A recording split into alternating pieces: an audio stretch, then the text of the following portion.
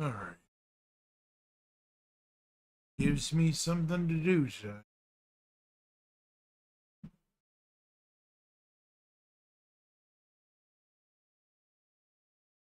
Freaking hell.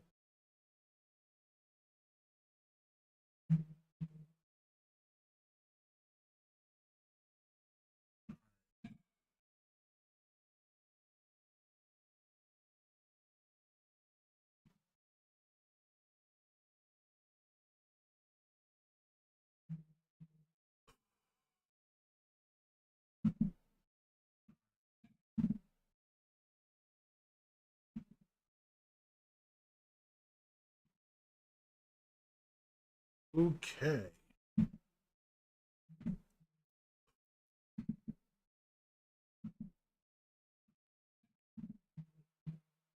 I'm hearing echo.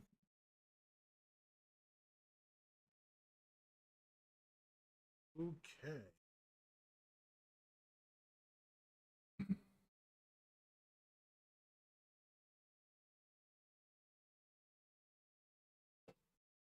Hey, what's going on? Not much.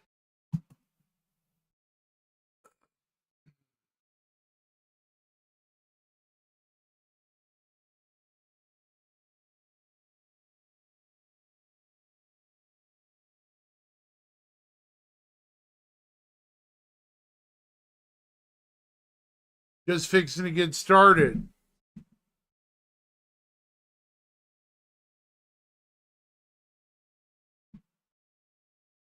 Kind of had some things going on the last couple of weeks.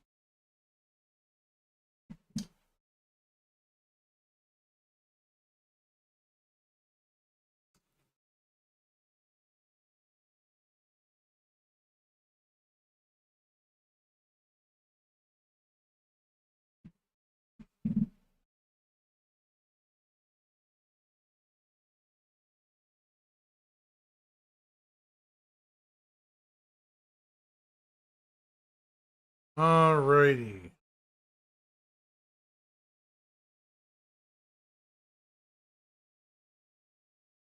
Doing okay for the most part.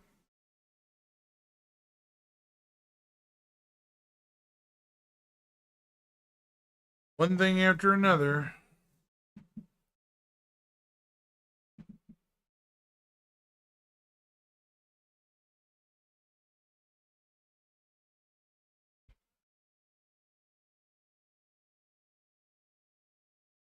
All right. Where to start? Let's start with boring first, and then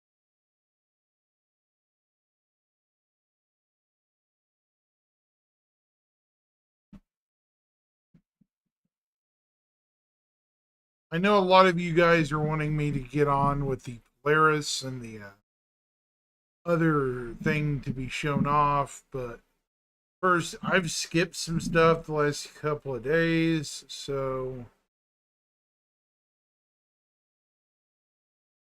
we're going to start with Inside Citizen Con.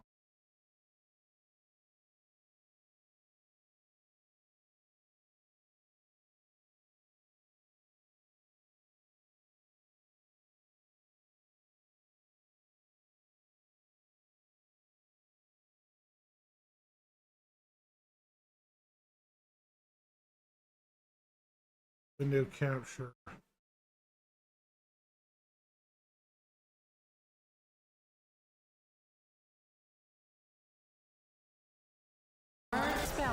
This was really the biggest show on earth. You're gonna love the show, everybody. It's time.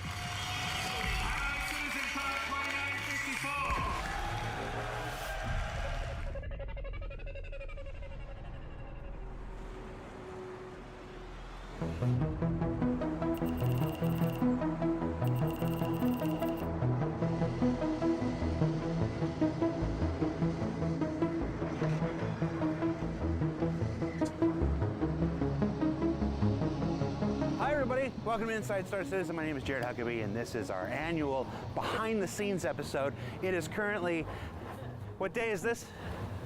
Thursday. October 17th.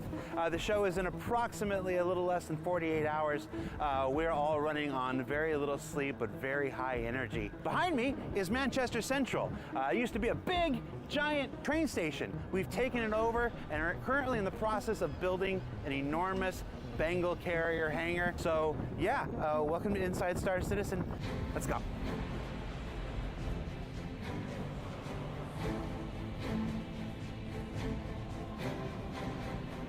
Last year was a big return to CitizenCon, and it was a fantastic show. We walked away from it, though, thinking, how are we ever going to top this? It was one of the first times that we really went in with the immersive aspect, you know, bringing Pyro to life, and we were really happy with it, but we knew we could take it further.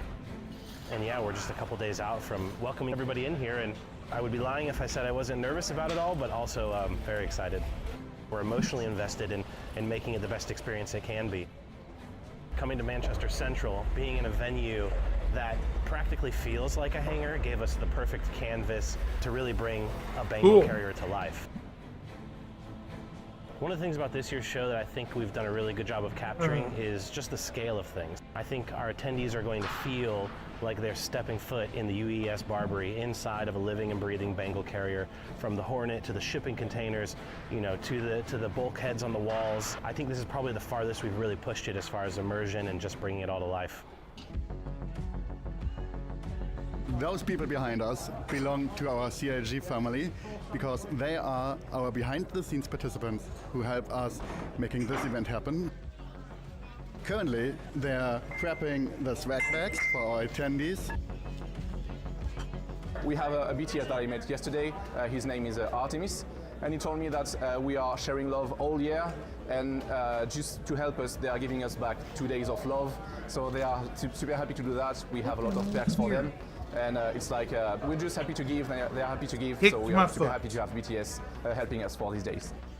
I'm looking forward to, you know, hanging out with all the other crew that I've worked with over the last few years. It's good to see the CIG staff that comes back every year and puts the show on.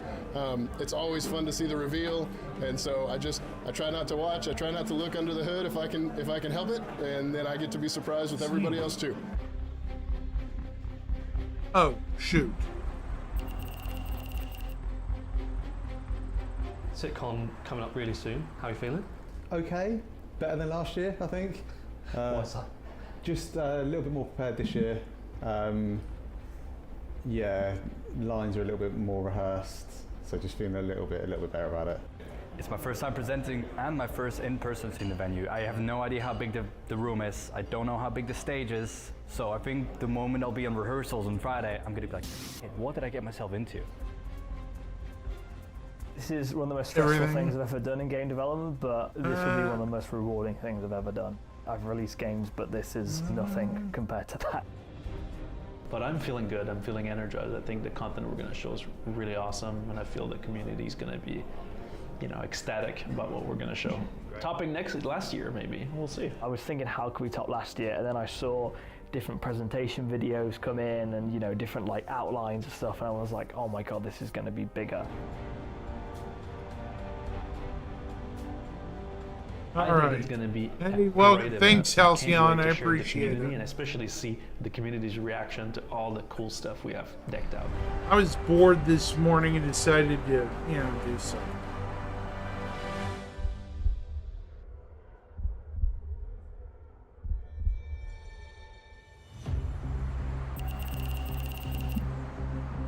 Basically, I'm recapping and then I'm gonna see if I can get in the game. What's up, guys? Dan Halbrick here at CitizenCon. Things are still getting set up, but I wanted to show you guys exactly what it looks like here on the show floor. Right, so obviously the main showing centerpiece of CitizenCon this year. Another new PTU build? Okay. Stone here on the show floor. Gotcha. It is massive. I think it's like 35 feet long or 50 feet long and 14. It's big. It's really freaking big. Hold on just a second. We basically built it in 8 weeks, from an empty warehouse to what you can see now. Initially, when we started talking about it, we thought, don't even know if this is possible actually. You know, nobody'd done it before. It's the size of an F-16 fighter jet, so even though in this space it's suddenly dwarfed, you know, because this space is so huge.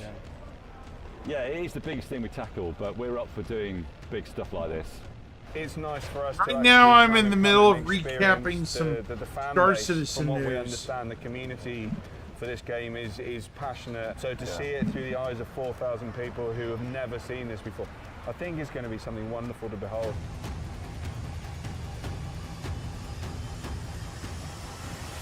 All right, guys, now we are here in the community booth section. These are where all of our awesome community booths are located. Some of them, again, are still getting set up. Everyone this time is in big containers, cargo containers, and we're trying to get everything set up in time. This year we do have a nice amount of community booths again. It's actually more than last year. We do have a nice variety of community organizations and also services. We kind of want to showcase the, you know, the breadth of Star Citizen, right? Like there's people that are into PvP, there's people that want to help each other. There's also people that just want to, you know, space truck, right? So we try to showcase everything that the Star Citizen community stands for. Now we're gonna go over to a new place. Come on, follow me. Right, you might be able to see a little bit over my shoulder. We have the Monster Tech Sim Pits, where if you want to experience the verse in real 4D motion, you'll be able to check that out along with our VKB sticks. And it's a really cool time. Now we're gonna go to the next place. Come on, follow me. All right, now we have the Voyager Bar. This is an awesome place to check out and just relax if you're here at CitizenCon. Come on, follow me. And the last bit of CitizenCon we have here is the Addison Lounge. If you were a VIP ticket holder, this is where you got to chillax, relax, max out cool, shooting some saddle ball outside of school. And it's super decorated, super plush, super comfy. I think I'm gonna go sit down. Stop following me. CitizenCon is one of few times that the developers actually get a chance to kind of connect with the community on a more personal level. Honestly, just the one-to-one personal interactions are just so much fun, and I think a really important part of what makes CitizenCon special.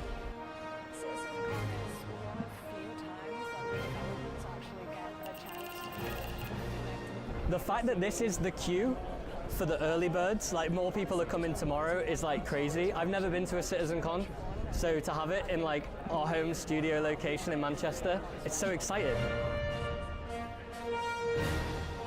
I've been to every single one since 2015. What about you? Second. Went to the one last year, couldn't miss this one. How far have you come to? Not long. An hour's drive. 24 hours of flights. Yeesh. I came for the game, but I stay for the community because I've met lots of good people. I've been playing for 4 years, more or less, and I enjoy it a lot. So I went to the one in Manchester here in, was it 2019, I think it was? Yeah, and it was a really good event, but this looks, there's a lot more people here, it looks like, so it's a big thank you to the fans. It gives them that kind of personal experience because we're making the game for them at the end of the day.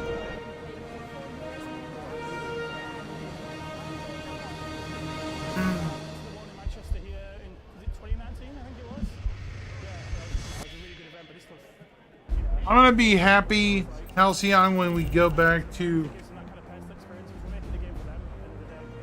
normal inside Star Citizens. You're first in line? Yeah. How excited are you for CitizenCon? I'm absolutely stoked. I obviously want to know what's happening in the squadron. Stoked to see the event hall and just what they've done with it. I've not really been to a whole lot of community events. I mean, don't get me wrong, I love CitizenCon stuff, but I'm ready to get back to brass tacks a little bit. CitizenCon since 5 years. Yeah. We're excited to see what's going on, and I try to avoid all the leaks and rumors and all the things, Yeah, we're just letting ourselves be surprised. Yeah.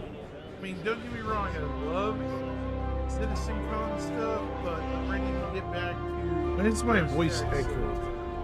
I mean, the vibe I get is awe, right? Everyone is amazed by the level of detail with stuff. We have this awesome engine test sequence for the Hornet that is so immersive, it makes you feel like I saw you're on it. deck. There's just all these little hidden details. There's posters that are like the posters in game. All of our drinks are like Smoltz branded. So if you ever wanted to know what malts tasted like, you can go right ahead. Am I allowed to swear on ISC? I don't know. We'll bleep it out? Okay, great. My job has mostly been to oversee this area, which is like the entrance to CitizenCon. So after you pick up your tickets, your swag bags, you come in here, get some merch, check out these cool models. All the food is here. We've got Torpedo Burrito, we've got Big Benny's. But just making sure everything goes smoothly, saying hi to everybody. It's really great because me looking over this place, it means I get to kind of talk to everybody as they walk in. So it's been really fun. It's my favorite part of every CitizenCon is seeing our community, putting names to faces, and like people I've been talking to for years that I've never met in person before. And that's always the best part for me. Hello! Bonjour, CitizenCon! Guten Tag, CitizenCon! Hola, CitizenCon! Ni hao, CitizenCon! And hello, Manchester! I can feel the danger. I think we should let this play out in the game.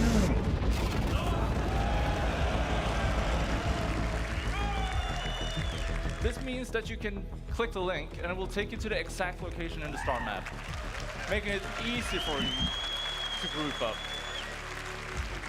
It will react to the player character and can be pushed out of the way. Did you guys see that worm? Thank God there's only 20 of you, otherwise I'd be nervous. The full system will be Castra. It's all hands on deck. Richer locations, deeper gameplay, better experiences. I'm Kim Shadow. I'm here so I can compete in the cosplay competition. Monster hunting is coming to Star Citizen. What we just showed you was no tricks, no hacks, just gameplay of the battle card. Oh my god, that was the absolute highlight of my game dev career so far. I had to keep stopping because everyone was just cheering so much.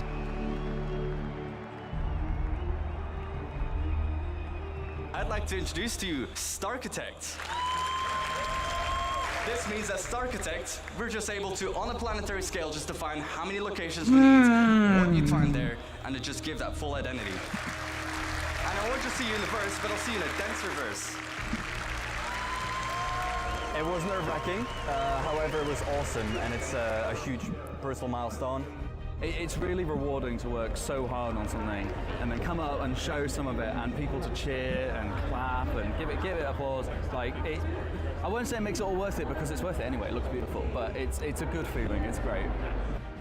I've done it a few times now, so I'm starting to get used to it, but it's still always a bit daunting when you have 4,000 people and however many on Twitch and YouTube afterwards. But yeah, it's fun. You get a buzz out of it, and it's a very immediate type of reward for the hard work. The favorite part of the day for me was absolutely all the systems that came together with Genesis. That really blew me away. All the biomes and everything else that came with it. I've been waiting for that. I mean, day one, phenomenal. I'm almost speechless. Almost. Definitely exceeded my expectations. We came here looking for something better than last year, and I think we got it. I hope you like what you've seen so far in day one. It's in your hands. Absolutely. Who wants to start? Should we go? I was gripped, especially the cutscenes and the gameplay. I've never been so gripped watching a cinematic in a game before. The music, the sound, the action. I was crazy. Fire!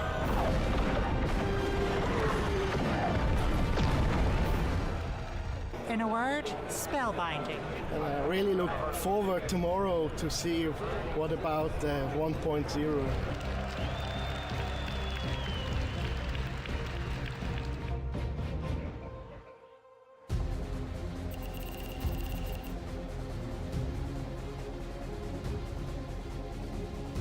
It is approximately 40 minutes before the start of day 2. We are here in the backstage Did I area. fix Sid Halcyon? Where all the magic happens. Day 1 was this big visual feast. day 2, I'm pretty excited. It's possibly the most important presentation we've ever done for Star Citizen. So I'm interested to see what people are going to think about it afterwards.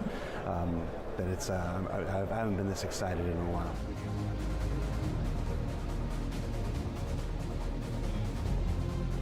Everyone is super tired. It's been a long day yesterday. The community booths have been done an amazing job though.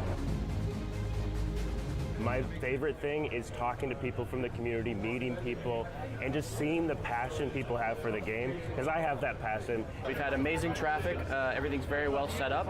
We've had tons of interest in everything we've done. And yeah, we're having a great time.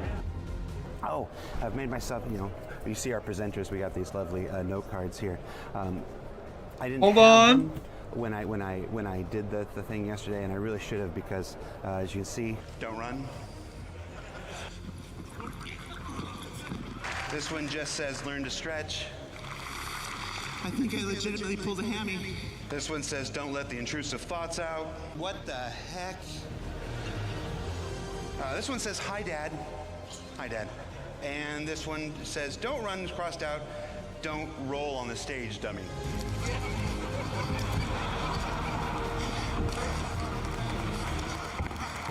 All right, hello CitizenCon.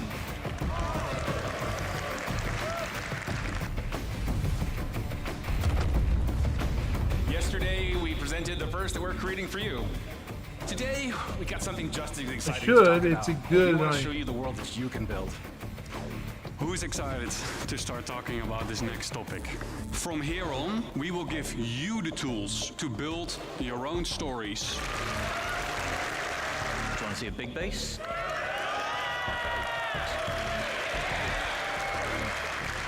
Good, because we're going to industrialize. Crafting will fundamentally change not only how you play the game, but why you play the game. I hope you continue to come with us on this journey as we march towards Star Citizen 1.0.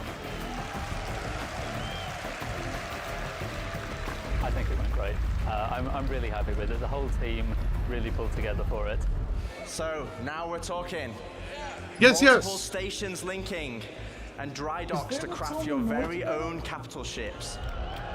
When I got off stage, I was still like peering around the corner to see the crowd, and yeah, it's wonderful to see how excited they are about it. Really, like, fuels us going forwards as well, because ultimately we do it for them.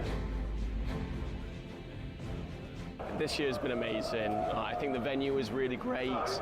Also amazing to have so many of the community here and get to show them firsthand what we've been working on and what's to come. It's all really exciting stuff. It's been really amazing to see the reaction of the fans, and especially it's been something that we've been working on now for a couple of months. So it's just been such a relief to be able to kind of share that with the audience. I've not experienced this before in my career, yeah. It's like the one place to get together, everyone that shares the same interest. Like just walking in Manchester right now. Ah, it's thank like you're over goodness, here, Halcyon, I'm what's glad. Your favorite spaceship? What's the profession that you are doing? So you have That's like good. just a very, very easy conversation starter with even people that you never met. And the benefit here in Manchester is there's a developer around every corner. So I can't say anything except it went amazingly. Like, I'm so gassed. I'm so proud of everyone. It was beautiful. Yeah. The vibe around the convention has been just really infectious, and everybody just has something different that they've really enjoyed about the event. I thought it was really incredible. I really love how we kind of have a destination in mind now. I have never seen anything like this, and this was really the biggest show on Earth. It's real great to be a citizen right now. Bring on the next one. Bring on the next one. Thank you. And we'll see you in the back.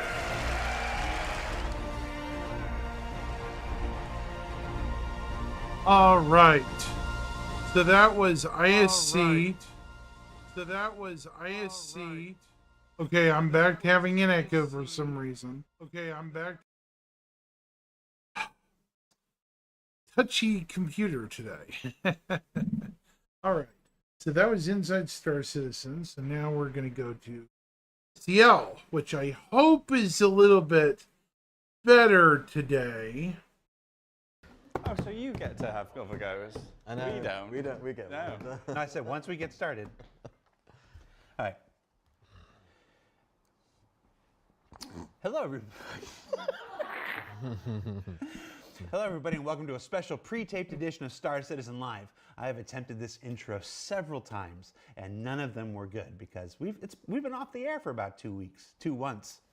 No, we're going to leave it in. I'm your host, Jared Huckabee, and if you've never seen Star Citizen Live before, it's the show that's normally live.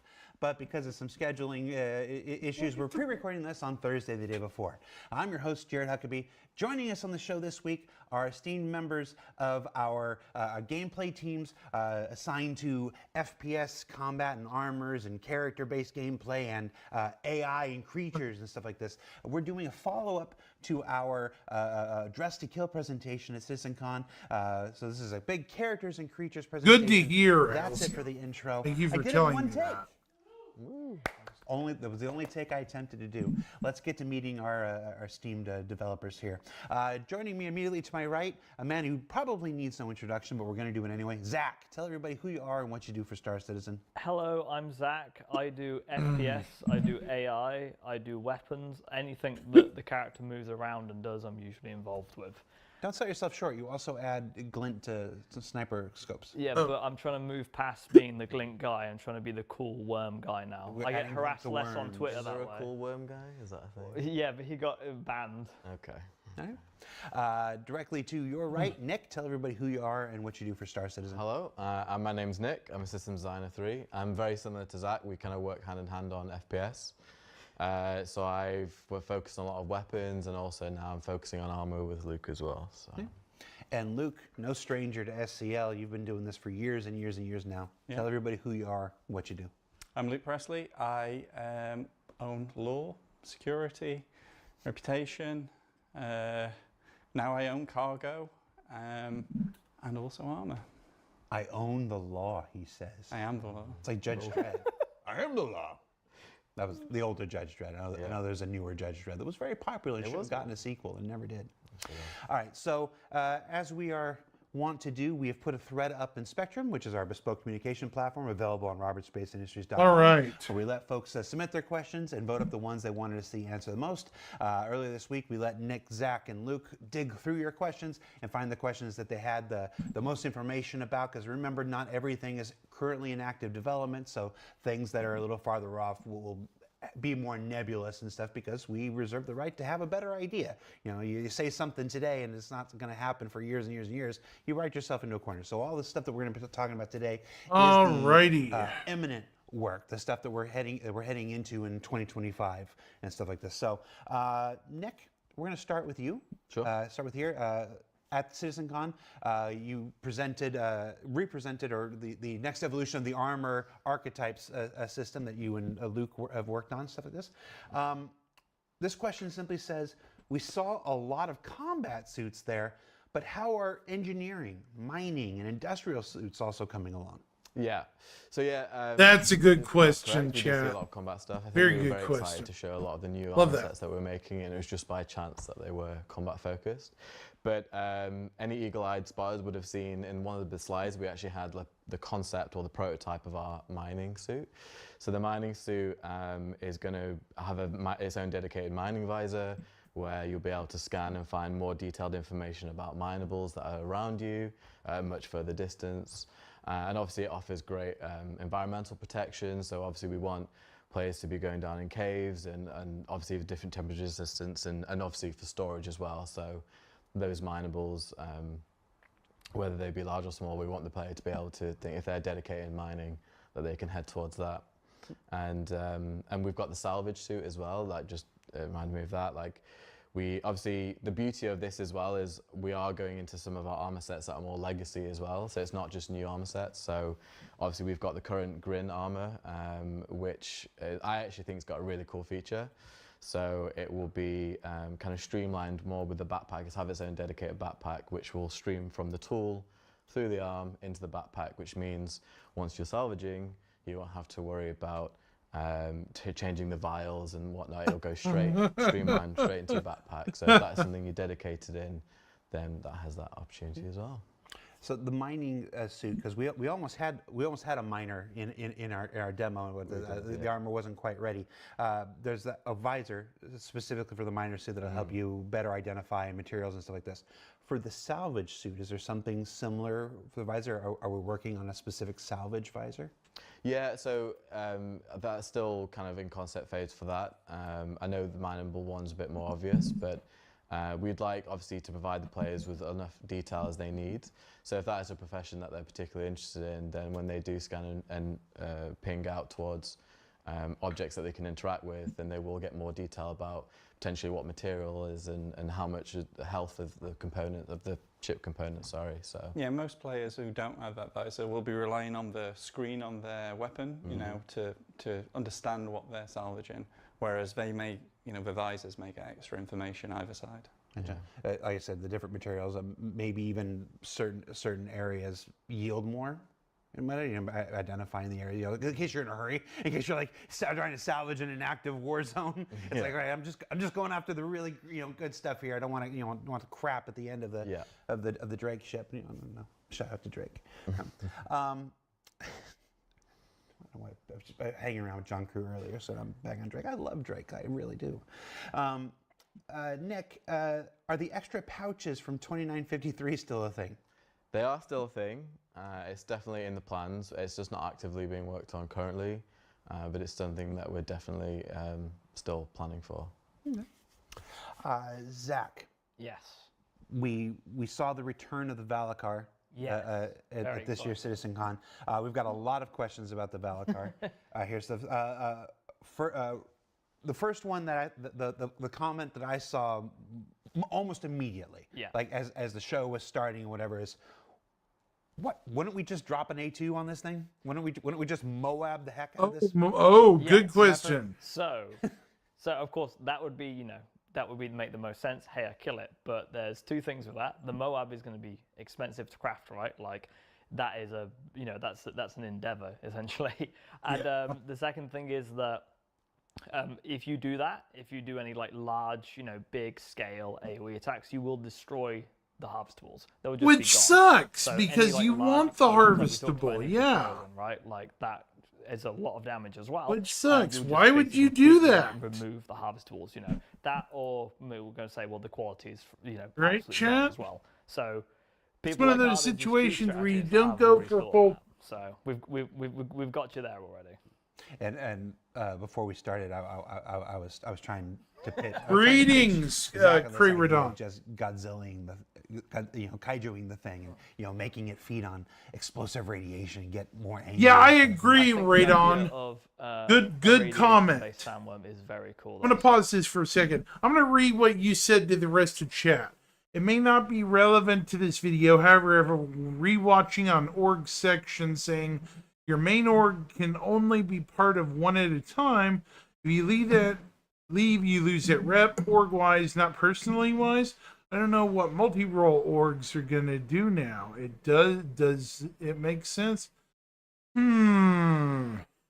That's a good question. Are you asking a question or a making a statement? I'm trying to figure out what you're asking.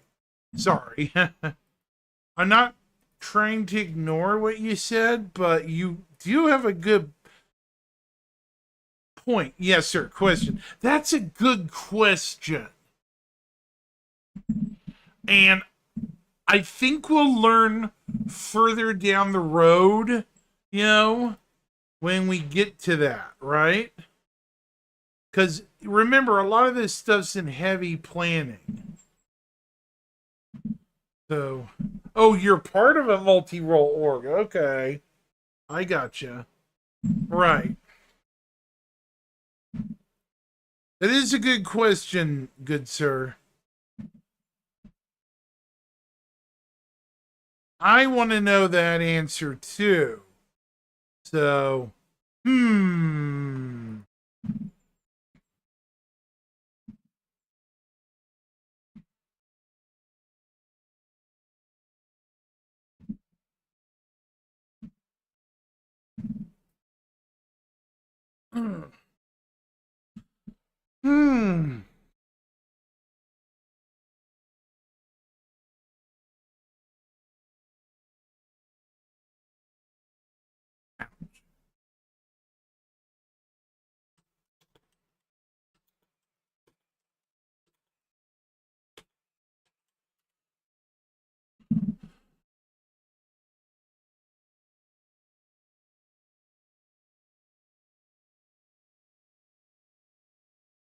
So hopefully we can visit that someday. It's a really good question. Will the Valacar be a world I have boss searched. type of No, encounter? it's Meaning it okay. roams It's and good you to ask find questions like or that. will it I be a wish I mobile knew too. So Rich is very keen. I mean, I'm being just a joining mobile another platform, org you know, just the now, almost pompousness you know, that you need last with couple of this days, scale and this cool. and we really need to be plan talking already. about We know stuff what we're like gonna do. this. It's nothing like we've seen in Star Citizen before, and it's very cool. And I'm surprised I've seen nobody brief has on it, put out and a it's Spectrum incredibly post cool, on but it. no details because we want to make it an event. Okay. And some of the things we tried to make it as evident as possible in our demonstration, but you know, some people, you don't always get it. The having to taunt it out, using a ground vehicle, and doing donuts and stuff. Obviously, we're not going to go into the details just yet, but that's representative of the kind of thing. Like, it's not just about going and finding it; it's about coaxing it out. Coaxing it out. And there is something you'll have to do with the big event that you coax it to a certain Yeah, location. somebody needs to So put out a that's what we Spectrum thought of. post. So it's not Creeridon. not just there it is, get the vehicle, go out. It's a very cool multi-stage process. You know, it's Go ahead and put a post of that. And be able to just, I'll look for it get later. together to let's go kill the Somebody sandworms. needed It's really to ask that question. Can you kite the sandworm? You know, sounds like you well. found a good I don't question think I to really know ask. the game I plan, would so- post. but it does move like underground, now. so possibly. Oh, I just remember in the early WoW days when No worries. WoW and everything, you know, trying desperately to coax the world bosses and into the you know, Agramar and Stormwind and stuff. I'm terrified because of how systemic our game is. What happens if you take this near someone's bases and things like that? And that's the fun and beauty of. Yeah, I mean, there are Copians spawning near like, you know, where NPCs are and things like that, and you can get to a place where NPCs are and they're having a fight with Copians because our game is just so systemic, and that's not something we plan. We're not like, let's put these near here. It's just how our game works. Called emergent gameplay, my friend. Yeah, it's amazing. Yeah, but if I remember what happened when I used game design terms last time, people didn't understand what I meant. So I'm not sure you understand what you mean. yeah, I'm not actually employed here. I just make the glint. Zach showed up one day to the company barbecue, and we just kept him around. Maybe this next question's for Luke. I mean, anybody can answer it, but with the need for multiple specialized armors, will we see suit lockers enabled and more options for armor storage, like storing in the ship's inventory, come out as Star Wars further developed? Well, those are on very different teams, like the Starware and the lockers. So those guys have very different priorities as well. I can't guarantee they'll come out at the same time. All ships that should have inventory, though, do currently. And for 4.0, a lot more of those will have like physicalized panels and things that you interact with to find those.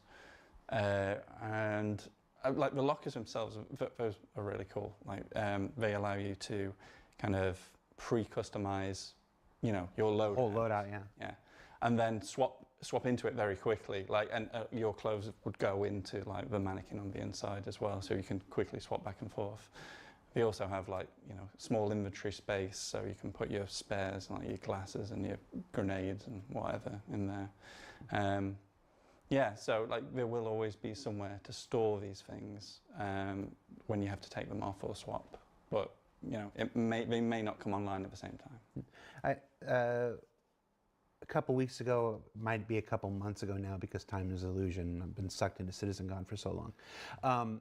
We released a preview on social media. I about the appreciate upcoming it, base building Creeridon. and the suit Thank you for lockers and stopping by. gorgeous. I'm you know, sorry I lockers where couldn't you can help just display today. a full It loadout sucks. that's like this in your homes and Yeah. whatnot. And it occurs to me that, you know, with cargo grids and I wish having things that I you might wish be I able to- knew. I ships mean, have their own suit lockers, but you might. they be able don't to, tell us you know, anything, do kit they? your ships out Really? with even more lockers and stuff like that, and carry them around and basically really do the doomsday. It is a prepper good kind of thought. thing. Like, Thank you for sharing. I've got I'm my sure a lot of Beast, people in I've chat got will my, agree with you. C2, It needs and to in be the back, I've just got, explained. the Batman armory. Very for much every so. occasion, no matter what comes up, I can run to the back, and there's my mining outfit, and there's my salvage outfit. Yeah, and that's fine. That's a really exactly what you exciting should be moment, doing. because it's not like You the inventory screen is cool. you're go through adding and to you the drag and conversation. drop It's and good. whatever. But this idea that you just said, It's almost like your models in the background there. Like if you want to show off your favorite armors, there they are behind and then the shiny glass. and then to immediately just go right to it and be like, equip. I want that. Yeah. I think that's going to unlock a lot of cool gameplay.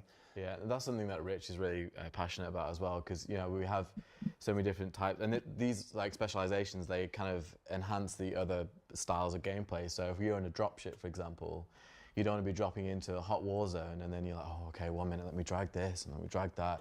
You want to be like, no, I want my combat. Yeah, I want to go straight to it. I want to get out there. I want to fight. So they kind of, all these little things that we're doing kind of start to complement one another, and it starts to feel more cohesive and what we intend. Yeah, when your ship's being attacked, the lights are going off, you're really worried. You're not like, oh, hang on, let me open a menu. It's like people are coming. Yeah, you want the Doom shotgun gif, right? Like these guys are coming, well, boosh, and then it's gonna be cool.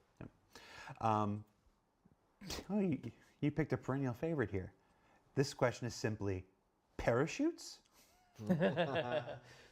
So, do you want to take this one? I did ask JJ about it. Yeah. So,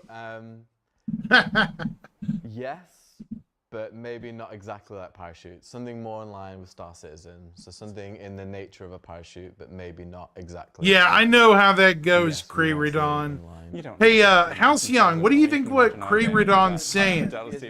We need to sci-fi it up a bit, You may not be aware of this, but JJ has previously said jetpacks for this. Is that what you're hinting, or are you hitting something else? No, we got something else hinted at. You got something else? I've got something else. Something else besides jetpacks. Yeah. Okay. Interesting.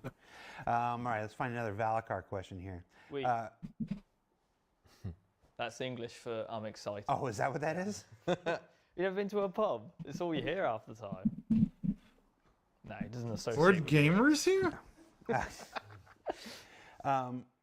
Let's see. Regarding the Valacar, is there any idea of how this once Lear-bound worm started to show up all over the UE? Yeah, so thank you, Astropub, for this question. I assume it's him because of the one. Oh, Astropub asked a question. But I asked Narrative about this just to double check, and basically the idea is we don't actually know, but we assume that people have taken the juveniles from Lear and done some possible animal smuggling, and they've ended up on monarchs and things like that. Maybe some scientists. we're not 100% sure. In a world as big and kind of, the universe as big as Star Citizen and not being able to track everything, sometimes people do. Oh things my and goodness. they happen. So possible animal smuggling, possibly scientists. Possibly scientists. Yeah. Yeah, they're always up to something, ain't they? If I don't see the meme within 5 minutes of this part airing of just Zach going, possibly scientists, I'm going to be disappointed. Let's see. Will the Valacar scoot? Will it scoot? Will it scoot? Will it scoot on through the sand for much of a distance, or does it stay local to your area where you trigger the boss fight?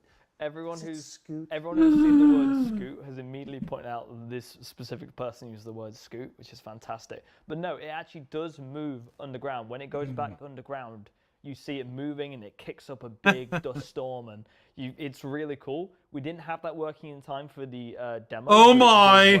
Astropub's gonna pull his hair out. No! He loves his hair though. It was this close. It was this close. But yeah, sometimes you just gotta be, all right, cut it off. We're making the video. Yeah, I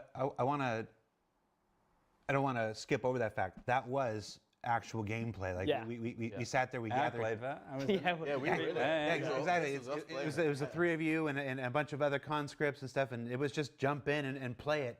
And it was Astra see if Pubble you could beat pull his it. hair out. And occasionally it was like, okay, He loves his hair, though. I mean, seriously. But yeah, those were the actual fights as exists now.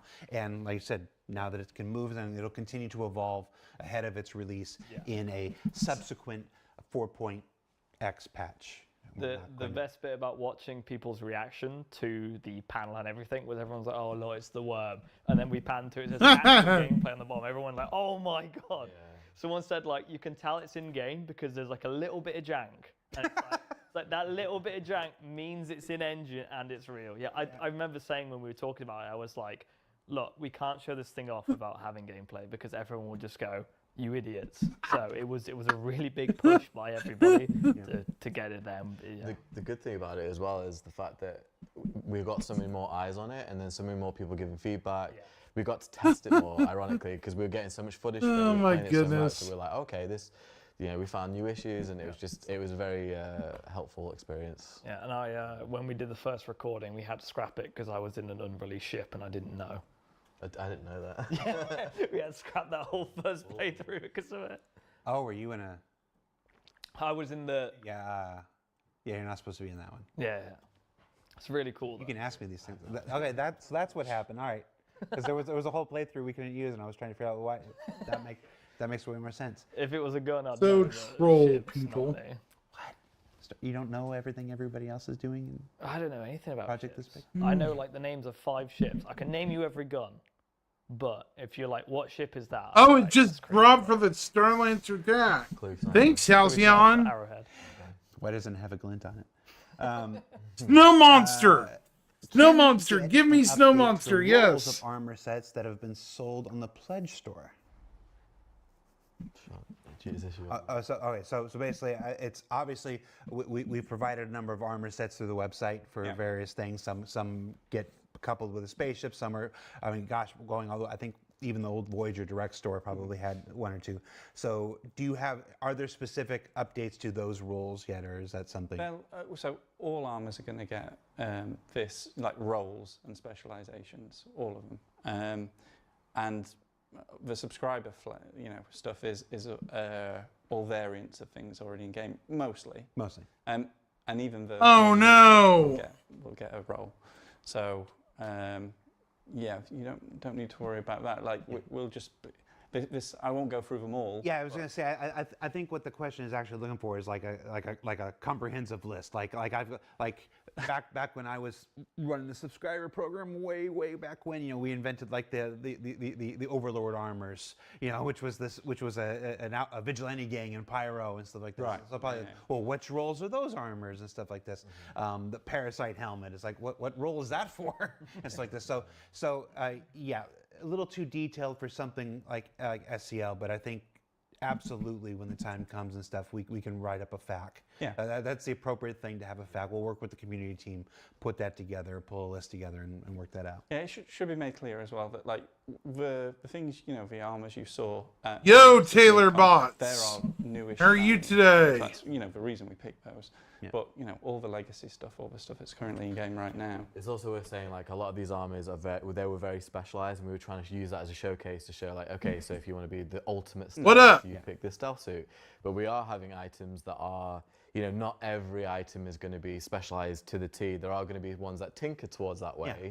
Like, oh, they're a little bit of stealth, but they also have loads of attributes. It's not like, oh, I picked the stealth out, so now I'm really weak. Like, so we just focused a lot on those ones. Oh, we're watching the recap of SCL, and then we're probably going to go in, check out the Polaris and the Starlancer. So that means I'm forced down this for a bit. That's a good point. Two points to remember that the majority of armors will be a more generalized. What's up with you this morning? Tiny advantages here and there and stuff. And the second, that you can still do almost anything in any armor. Exactly. It's just a question of how well you'll do it, or how much of an advantage you'll have in one particular area. Exactly. And then when you really want to specialize and you progress through the game and you work with factions and guilds and you get rewards, and then all of a sudden it's like, I want to be the salvager, you have that suit. etc. So one of the things we mentioned is backpacks and how some armors may have their backpacks removed. So like this question says, will flying with backpacks still be possible, or will we need to stow them? You will need to stow them. Yeah.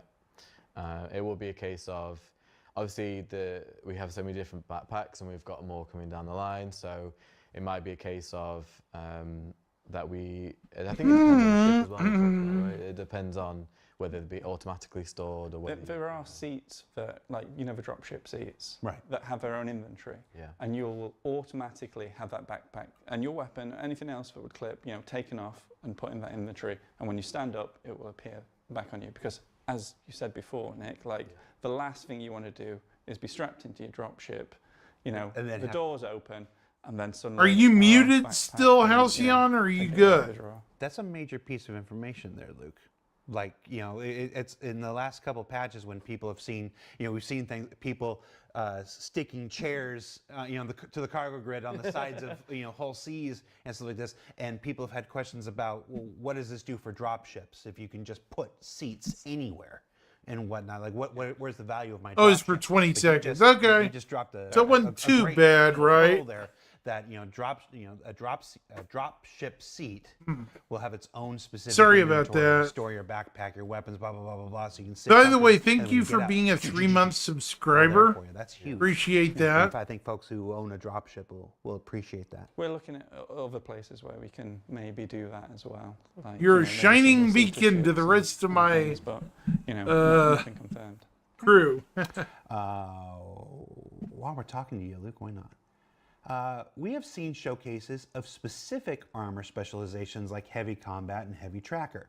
Will we see armor variations of different types like light tracker and medium combat, and how will those That's a full good set question. differ from the Very same good examples? question. Give me a detailed list, 17 examples, please. Okay, all right, number one. Yeah, of course, you will see different weight classes for the majority of the roles. With the main differences, there'll be unique differences, but main differences obviously being protection versus mobility on foot and then in flight. So, for instance, Yeah, thank you, Halcyon. Say we've got a light hunter, we've got a medium hunter, and 2 heavies currently.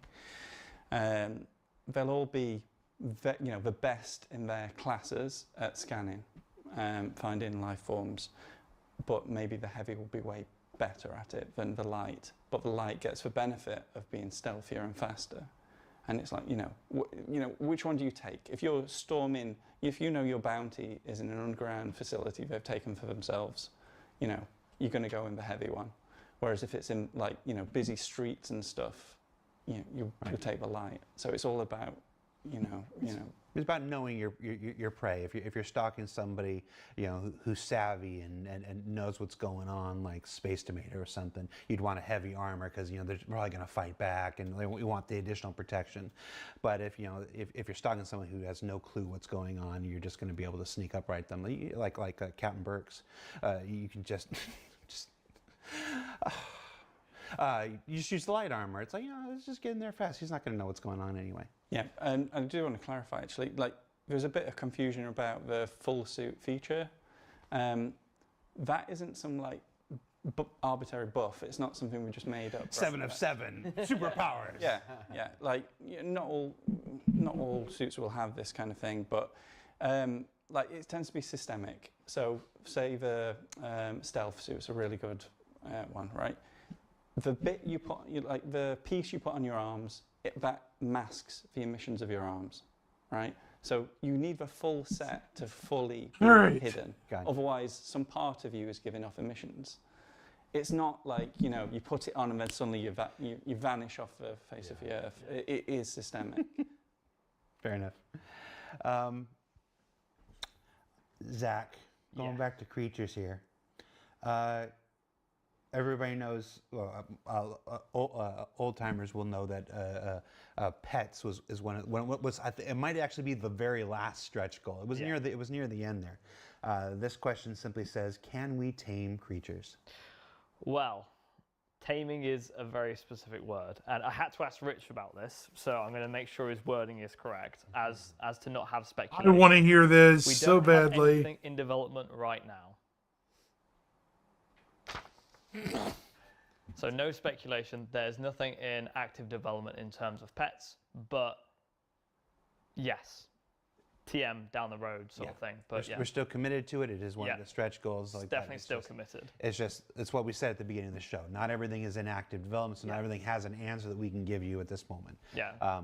I think everybody likes the idea of having a Petcopian. I know some of our NPCs in Pyro have Petcopians and stuff like that. So those systems are being worked out with NPCs, and being able to issue commands and stuff like this. And when the eye of development, Sauron, turns its gaze back to pets and whatnot, you will have a lot of things that we can build on. Yeah, I joined this project just so I could travel space with a Shiba Inu, so it's definitely something that I'm very keen on doing. You know, Berto, man. I don't understand this question. Why did the sandworm shoot rocks in a square? Okay, so I'm gonna fully put this to bed now. So anyone who thinks that spread is a square, so spread is when you shoot your weapon or not aim down sight. People seem to think they're obsessed with the idea that it is a square. Why? Why do they think it's a square? Because they have sent me all these videos and they're just incorrect. But this is a picture of a video of when the sandworm was bugged. See this? Oh And Lord! that's when they didn't have randomness in, and it's a circle. So it is a circle. It's not a square. So you're saying that when it was bugged, it was a circle, but when you fixed it, it's a square. No, it's still a circle. Don't you start. There we go. He's ruined the evidence now. Oh yeah, it's all gone. What was the problem with it being? I mean, I don't have a dog in this race, No, whether it's a circle or a square. It never was a square. It never was a square. Just to be clear. Are you trying to gaslamp the community right now? No, I've provided evidence. But you said they've sent you videos, and they sent you stuff, sent me videos which are incorrect. presumably of it being in a square, I would guess. And they're wrong. I know, because when you turn on the weapon debug, it is a cone, isn't it? It is a cone. There you go. And don't say, oh, you said square. I mean, circle, not cone. They're the same thing. This sounds like you're gaslamping the community. You know, you're going to be the square guy now. You've gone from how flint dare you? to I'm not a square. Somebody in the chat's going to be like, you said it wrong. He means gaslighting. No, it's gaslamping. It's always been gaslamping, and you're wrong. I actually didn't know that. I hope you know. The show doesn't get any better when it's taped. Nick. Hello. What can you tell us about Did you put this question in there in a second? Non-combat, okay, so before we talked about industrial stuff, mining and stuff like this. So what can you tell us about non-combat, non-industrial specialization, armor and clothing? Stuff like medics and repair people and... I'm glad you said medics, because I saw a lot of comments about medics. So yeah, we do have lots of non-combat, so things like, obviously, a medic. And again, we're kind of not just by class, because obviously, like Luke mentioned, it's not just always about the mass and the it's also about good job, Radon. You know, if you're good job. What would you wear? You probably wear something light, quick on your feet, can get down to it. If someone's in a cave or whatever. Oh, the stream volume, and yes, sir. Help someone out. But then obviously we talked about potentially the ideas of like a medic on the front line, so they'd have a bit more protection. But the things with the medics, obviously they've got the visor, so they're going to have more, when they ping and scan, they're going to have the vital signs of people in their group. So if someone's down, they're going to get a notification on their screen to be like someone's over there, and that maybe how long they've got before they're incapacitated. And then obviously we've also looked at the idea of like refilling your med pen, so the vials on your leg, again, kind of being a systemic system about it. You rather than discarding your med pen, you actually put them back and they slowly refill. So it means that your primary role isn't just focused on combat, you're on the front line, like healing people up and helping them, body dragging them to areas of safety and whatnot. But then we've got a lot. We've just started concepting like the tech suit, which I know is quite a vague term, but obviously we've got hacking in the game coming soon, and that would be like the idea that you can remote hack, so maybe you don't actually have to go up to the terminal and this suit will excel at that. And obviously, again, you'll have its own different visor. And one exciting feature is like wireless charging, which I know we're quite passionate about. So some of our combat armors, which we've not really spoke about before, but if you have your energy magazines and you store them onto your suit, you'll start to get a bit of a trickle charge because they are essentially batteries. So these magazines will start to slowly recharge, and there's kind of like the trade-off, right? So it's like ballistic, they've got limited capacity, but maybe they do more damage, whereas like energy ammo, you can slowly recharge it over time via your suit, it's powering it, but maybe they don't do as much damage, or maybe they don't have as much travel distance. And one of the beauties with the tech suit is the idea that you can wirelessly charge your teammates around you. So if I was wearing the suit, Luke and Zach would have their energy mags start to slowly recharge. And but yeah, like obviously we mentioned like the pilot suits, and we talked about racing, and I feel like I'm environment suits. Environment suits, another massive one. Yeah, sorry. The leader. The leader, aka me, apparently. Yeah, so we've got, thanks. We've got environment suits. So obviously, like, you know, we're going to have these planets that we're introducing and all these different systems. They're going to have lots of hot and cold temperatures, radiation, corrosive. And these planets are going to be, you know, you're not going to be able to travel to these in just any old armor. You're going to have to prepare. You're going to think about storage. And it's like if you're like an artifact hunter, or you grab resources, or you want to be the loot guy and you want to collect everything, like in a Fallout game or whatever, then you're going to have to wear one of these suits and go from there. The other thing is, like, we'll be scaling back which suits have EVA capabilities as well. Yes. So there are some very specialised EVA suits in the game. Yeah. So if you want to spend a lot of time out in space, these are the ones you'll well, this is a CL Live where they ask developers out in space. Like so yeah, there's going to be some interesting oxygen capacity and EVA capacity. These are going to be a much bigger deal than they are now. Like it's going to be a lot of kind of preparing for, like, okay, like you said, if you're you know mid-battle, maybe I want to sneak out, do some salvaging, get back quick. Obviously, these are a lot of changes and with a lot of moving parts and stuff. And I can see why there'd be a perception that this just makes the game more tedious. More crap you have to manage, more so like this. We always operate, and I've been here for a decade now, so I can say this in full-throated here. We always operate on this idea of you bring it to the point of realism, and then you bring it back to the point of fun. Yeah. It's when all these new systems get implemented, you know, all these different suits and all these, you know, this does this best for this, and this best for this, and this best for this, like this. There will, like with anything else, be an adjustment period, not only to that, but then from that back to this point where we like it becomes manageable. Just like with the suit lockers, I'm absolutely certain that there was a point where accessing the suit lockers was okay. Hand. Yeah. Mm-hmm. Play that animation.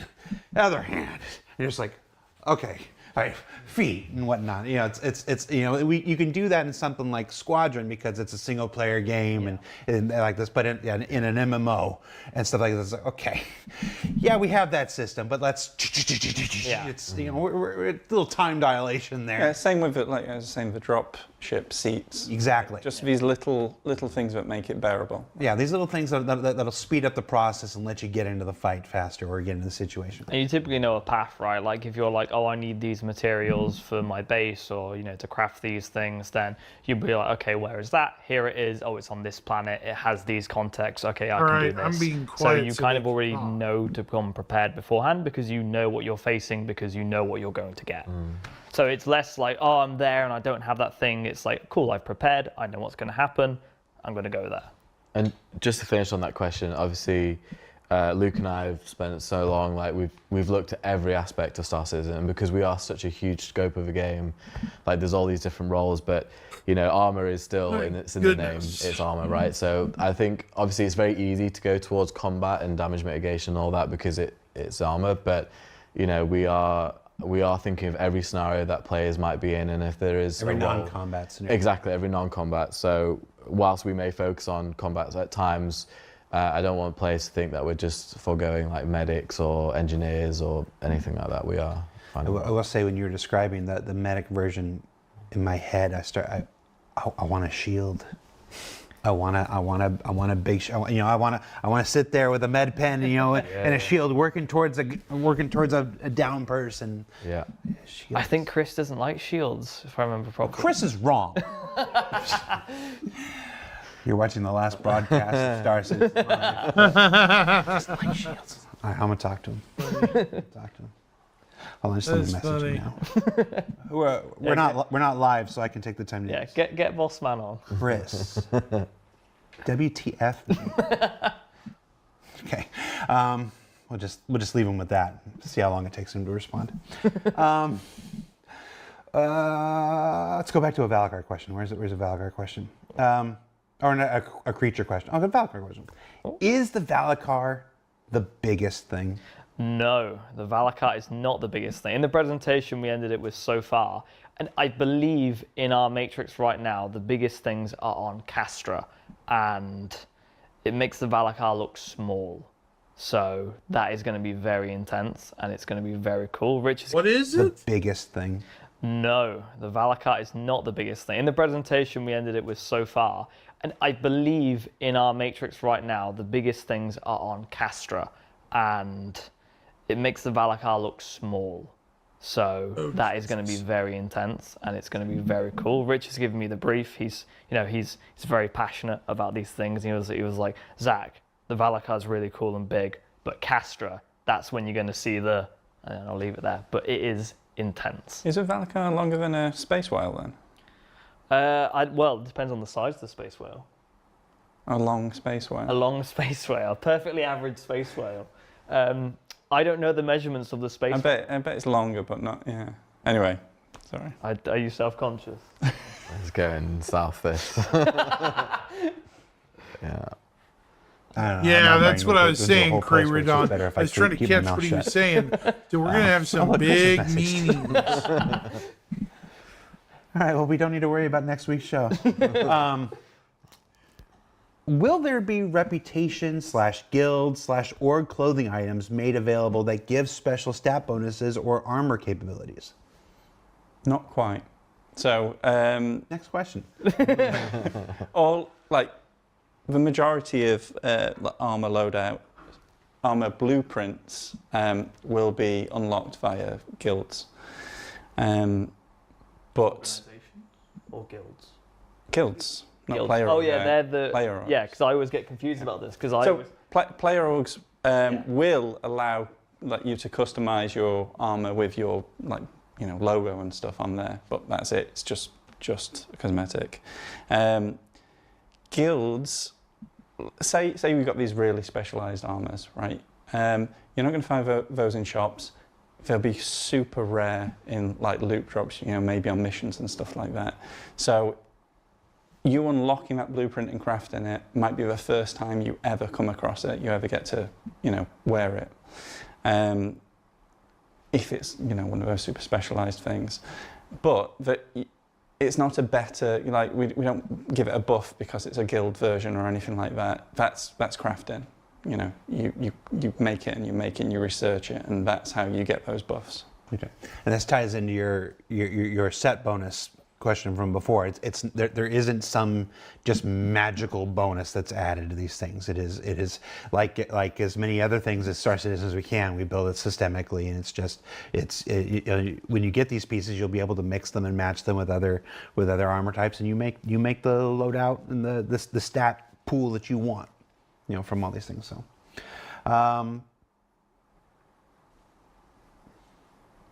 You put a question about subscriber armor in here. Ooh. Dangerous. Subscriber armor. When we lose it, do we use insurance or recraft a blueprint, and how does that work? Are you looking at me? I'm looking at you.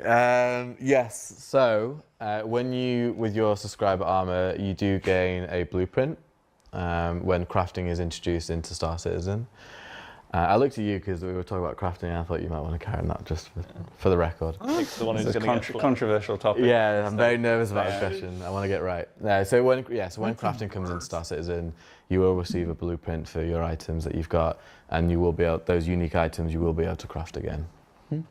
And just because I know somebody's immediately going to ask, that's not a replacement of the item kiosk the item recovery a kiosk that we've talked about in the past that is, I think it was at one point we intended it to be in a previous patch and it just wasn't ready and stuff like this.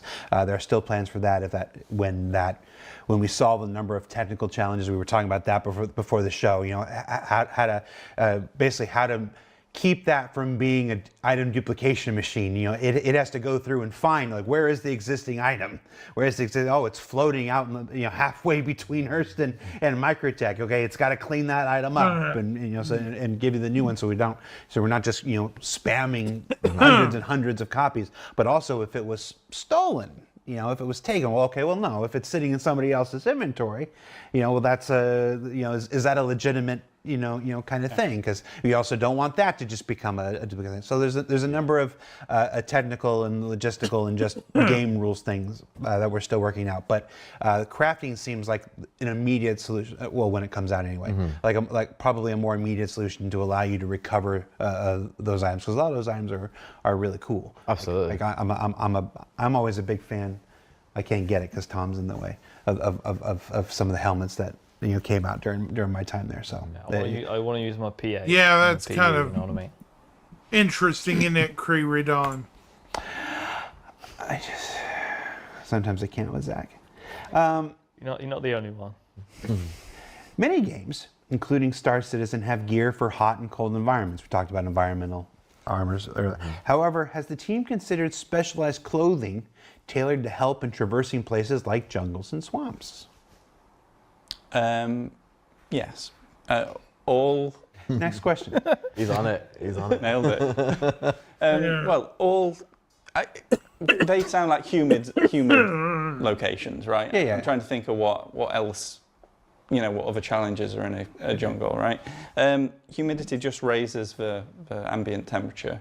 So if you have a sealed suit that has decent, you know, heat mitigation, like still in the process of planning the funeral bears, and we have plenty of explorer suits. It's like just suits been, you know, one of those. So you can be out in those. One of those things, man. For extended periods of time. Thank you for the condolences, by the way. Combat armor, you would overheat Appreciate very it. quickly. They mentioned clothing specifically, so I'm thinking like Bermuda shorts and a Maui shirt, so you don't overheat. I mean, I imagine we'll have clothing that is cooler or not, but it's not going to remove. It's not going to, you know, keep you cool. You'll just be less hot. You know, trying to imagine wearing a Microtech parka, you know, in the middle of a swamp, you know, watching your vitals go crazy. We've kind of got that currently in game now, right? So when I joined design team, I did a temperature pass on all our clothing and armors. So we have like a minimum and max resistance. So when you start to hit a certain threshold, you start to overheat. So yeah, if you want to go in your Hawaiian shirt or whatever, then obviously you'll last a bit longer. It'll still be better than a heavy armor that's not sealed, but I wouldn't suggest it, not when you've got, like, you know, just pop a helmet and an undersuit on. You'd be a lot better off. In the mid-90s, I used to be a professional baseball mascot, and I used to dress up as Trimmer the Rallysaurus in a big dinosaur costume, and I always had a camel pack full of orange juice and vodka. Nice. I forgot how that was going to attach. I had a connection to that, and I lost it halfway through, and then I was hoping it would come back by the time I got to the end of the story. When you were doing that, I wasn't born. I was going to say that went. Oh Jesus! I'm sorry to hear 90s. that. The 90s. What are those? What's that? Best time. Let's check our messages from Chris. Yeah, it's my last show anyway, so what the hell. Will we be able to save loadouts of gear? Yes. Yeah, in the armor, what do we call them? Armor lockers we just talked about. Yeah. So it's kind of what we alluded to earlier, the sense that you can quickly swap to your loadout via the locker. Will we have backpacks that work with regular clothing that we can use without having to wear armor? Yeah, so we are entertaining the idea of potentially, like we're saying, light, because obviously we've got light, medium, heavy backpacks as well. So light backpacks could be used with clothing, and we might even make dedicated backpacks that would, you know, kind of make sense to go with clothing. So JanSport. And okay, I'm really old. Oh my God! I'm not gonna lie. If you were on the or wide, American, I don't get that one either. if you were on the wide, you saw 3 absolutely dead expressions. Yeah. I was like, Somebody out there knows JanSport. No, but nobody. wow, silence. It's almost Jared's bedtime. All right. Why was the Boreal Stalker canceled? It's not cancelled. No, it's not cancelled. We really want to do it. Rich is really keen on getting those creatures that everyone has seen before in the game. It was in the Matrix. It was in the Matrix as well, yeah, and really cool variants. Good, well, Boreal so not Stalker. cancelled. Still Definitely happening. coming. Yay. They haven't found any old tweets. I want so evil it'll be monster alright. snowman thing. I think there's a thing that, I mean, obviously, you know, priorities in game development shift and Yeah. stuff like this. A lot of times that happens because of resource availability and stuff, and you're always, you know, Boreal Stalker has all these, you know, additional parts, and it's gonna be a pain in the butt to animate whoever has. Oh no, you're thinking of the whip crab. I'm thinking of the whip crab. The Boreal Stalker is the Yeti one. Oh. Yeah. Right. But yeah, so those creatures are definitely sooner in. Well, because we just got the hair now with the space Yeah, cows. So and it looks so that's the space cows are a stepping stone to being able to do those. What was the big crab thing that I'm thinking of? What's it called? That's the pyro crab, but the whip crab, it has a couple of names. Is it whip crab? Whip crab. Whip crab. Like WIP crab? Like whip crab? That would be a very CRG appropriate name. But yeah, also with the Fauna Matrix as well, we've left some slots intentionally blank because whether anyone in the community posts something really cool and we're like, yeah, we want to nick that, or you know, game directors do that thing where they go down and go, wouldn't it be cool if? And yeah, so we've left a couple of slots in the Fauna Matrix available intentionally in case we think of anything cool or we come up with anything cool and we can put it in the production pipeline. Yeah, we have the next 5 kind of like we know what they are. So the next 5 we know what they are and they're going to be very cool and you're going to get a variety in those 5 as well. What are they? I can't say. Can't spoil it. You can tell me. How are you? Earmuffs, everybody. Yeah, hang on one sec. Let me just. You're making gibberish faces. That's just my accent. Jared. So it's isn't Oh my God. when Armando was on stage talking about Starware, it was mentioned that mixing clothing and armor is one of the key features of that. This question simply says, will we be able to wear clothing over armor? Like the most popular thing is that that duster over a set of armor so that they can look like Dash Rendar. That's another. No, I have all the old references. Never mind. Can you put clothing over armor? Yes, next. Yes, you can. There's kind of multiple layers to it. So there's the underlayer. Multiple layers. No, there is. Underlayer, overlayer, and then the overcoat, right? The overcoat can go over those 2 layers unless it gets too extreme, you've got a huge core or something, something that's sticking out. A coat won't go over that, maybe a backpack. And then there's like combinations of the underlayer and the overlayer you can have. So you can have clothing armor or undersuit clothing, and then the usual kind of undersuit armor. So yeah, you can put clothing over armor, but it's an overcoat. Cool. I know that's when we were putting the presentation together. That was Armando only had a very small part of that, but that's such a long requested feature for our game, and as seeing it technically possible now is really exciting. Speaking of that, let's go back to that Fauna Matrix. We saw a lot of simplified concept sketches on the Fauna Matrix. What are the next couple of priority creatures for implementation? You put this question in there. You just said you couldn't answer that question. Yeah, well, no, I can't remember exactly what I put, but it was like... You put some bullshit answer about how you can't answer that question. Yeah, that's what we did. But then it was, it's like, we have the next 5 Lockdown release. Post-Valakar, there's one thing... so post-Valakar it's something you've never seen before, and we're really keen to get those creatures out there. But pre-Valakar, there is a new one. So there is one coming before the Valakar that is new. What is it? No, I'm telling you, I'm taking. Cal 2.0. Oh. We get to do another 10-minute episode where you rugby tackle me. It'll be fantastic. No. Oh. No! All right, give me the name of the one after the sandworm. The one after the sandworm. Give me the name. They won't know what it is. Just give me the name. No, because they'll know what it is. I'll give you. I'll give you the name of the one before the sandworm. It's a Toruk. Toruk? Toruk. Toruk? Toruk. And it is a bit sci-fi, but it is a neutral creature. As opposed to? A hostile. Oh. It won't like run at you. I was thinking about alignment. Like, this is all awful good creature. Yeah. No, I wanted to do another neutral creature because I want to work on some neutral creature interactions. Like we have the Quasi-Grazer going out, for example. And that's really cool, but as we develop the Quasi-Grazer, you know, when you stand near it and you interact it, you want it to be a bit more interactive. So we're making some creature tech, for example. It sounds really dumb, but it makes a lot of sense when you see the Quasi-Grazer in 4.0 and understand why we're doing it. It's like, you know, when you walk up to it, it looks at you like a pet interaction and things like that. So any like neutral creatures that you do come into contact with, they're a bit more alive in the world and they're not just like doing their own sort of thing. It's like if you walk into a cow, or you see a cow, you know, it is aware of you, it's conscious of you, and that is obviously a lot of subtle animation work. It's a lot of like AI work, but that's really important because I need us to be in a good place for neutral creatures, and that's being worked on as well as the Valakar. How many times have you seen a Quasi-Grazer stand on top of a chair in T-pose? More than you'd hope, but less than you'd expect. Is it as magnificent as I imagine? It is, it's glorious. See if you can send me a picture of that. Pardon? All right, we're wrapping up here. Will it be possible and valid to mix dress types to be more versatile in exchange for losing max stats?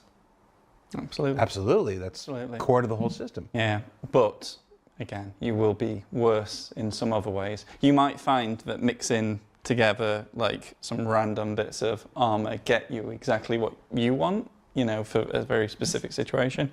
But like, for instance, we're going to have, you know, these full suit kind of features. So like there'll be systems and even just kind of weight, you know, the mass support, these things clip together. So right now, for instance, you can put on like a heavy backpack, heavy core, heavy arms, heavy helmet, and then absolutely no trousers, right? Just run around with you know, Saturday night. Feeble little legs, somehow holding all that up, and you will be faster currently than if you wore leg armor. So that's going. Like, your puny little legs won't be able to carry the weight of that because we're making all armors heavier as well. So you will need the support of this leg armor to make that viable. You just crushed the hopes and dreams of Zero State. Sorry, man. Oops. I know. Okay. I'm just throwing haymakers left and right. Why not? So we'll wrap up here. One last question. What needs to be finished for the Valakar to be released? Okay, I also have a list of this one, so let me double check. Here we go. So what you saw in the demo was completely fighable. We've been playing that. We're really happy with where it is and how quickly it's come along. So we're able to balance that, but what we need to do is have the worm have bespoke collision, because there's not really a human being or any kind of creature that is able to withstand a ship hitting it. So that needs its own collision, basically. Wait, did you say ship or? Ship. Okay. I heard that too. I was like, oh, what? It's my accent. Yeah, so that's the one major thing missing from the Valakar. We also need to make sure it behaves on the server, you know, AI historically, add some more attack animations, polish its animations, VFX, as well as setting up, you know, the big event that we talked about. So, yeah, but there's a lot of things we need to do with like planet tech and spawning creatures and all that, and that we need to like nail down, because when we did the Copians initially, we basically could use the stuff we used to spawn rocks to spawn Copians. We're like, oh, cool, this works. But there's some things we need to do to validate where creatures spawn better. For example, like if we have Quasi-Grazers, we need to make sure they spawn near food sources and waters and basically make the spawning more logical. Yeah, a bunch of the fights were when we spawned the sandworm, quasi-grazers were spawning alongside it. That's what I mean. So it's like if they know there's danger in the area, because I landed my ship because we had a bug at one point where the quasi-grazers were walking around and disturbing the Valakar and bringing it up, and we were like, why is it happening? And then we looked at all the entity lists. They're like, why are there quasi-grazers here? You know, because again, like I said, we're an incredibly emergent systemic game, so you can't encounter for everything. But yeah, so giving creatures more logic to where they spawn as opposed to just being tied to specific biomes. He said AI historically.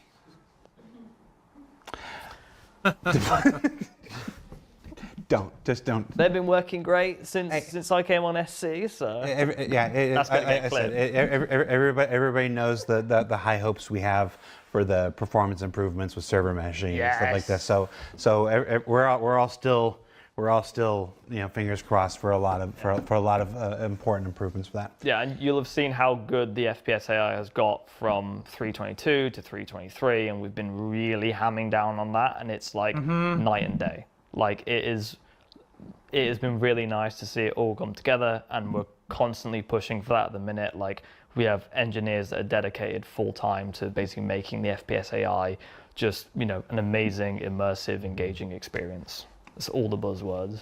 All the buzzwords. All the buzzwords. Luke, Nick, Zach, you did it. Thank you so much for taking the time out to do this. That was actually thank you for pretty coming good a day at earlier to accommodate someone's a lot of information in vacation it. plans. Multiple vacation, Mr. Worldwide. You're I allowed hope to we take some get more time like and that. jet set, whatever. The rest of us will be here doing the actual work. It's cool. Thank you so much, guys. If you haven't, check out yesterday's ISC. It was our annual behind-the-scenes look at the making of CitizenCon this year. This year, fully directed and created by our own Tom Rao. I had nothing to do with it, and it's really good. And I'm saying that for the camera because he's right here. He just flipped me off. So be sure you check that out if you haven't already, and then come on back next week. Next week on Inside Star Citizen, we're talking to Benoit and members of the network team. Where it's a server meshing follow-up on all these recent server tech preview meshing tests, follow-up. we're doing. So you want to check that out, and then come right back here for another SCL follow-up to one of our CitizenCon presentations. I have to check everybody's vacation schedule to know which one.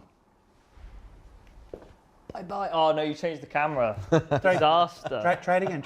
Okay. Bye. Wrong camera. All right. Take care, everybody. Thanks for watching. See you soon. Bye. Yeah. That's sad and funny. That's it. Yay. Ooh. Thank you, guys. That's sad and funny. Kinda. But okay. Okay, so what now today? Welp. I'm going to try to launch this game and pull out my largest ship possible. So, yeah, here we go, chat.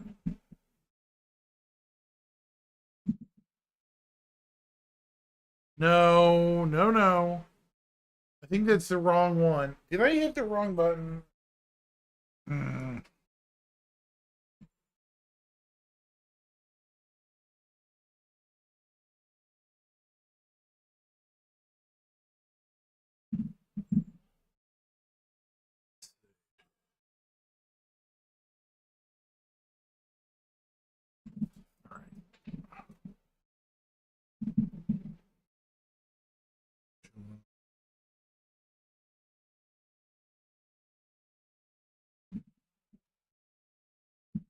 On. It's not showing up again.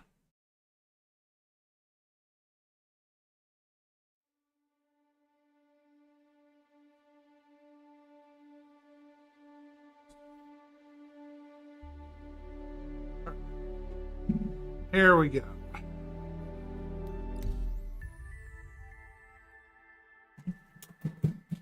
Darn it.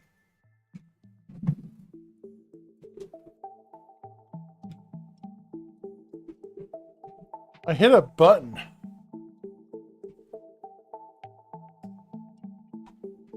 Oh, this jar.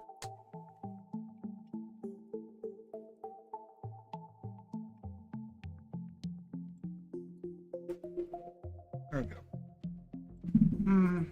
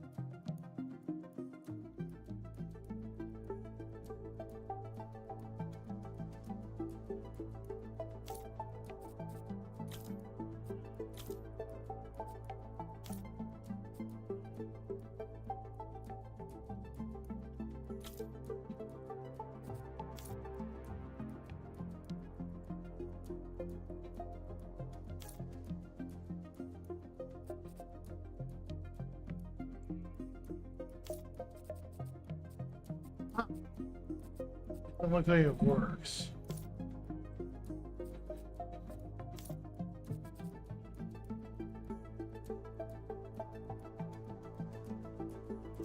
Okay, his facial hair is not matching.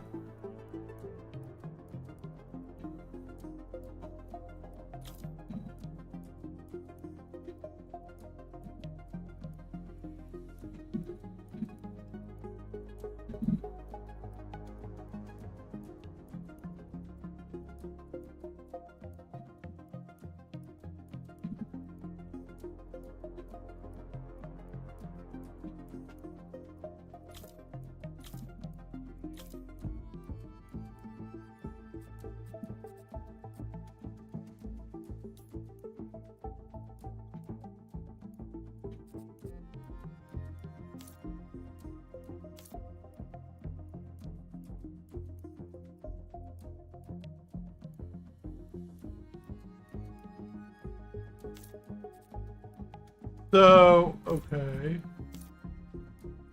Huh.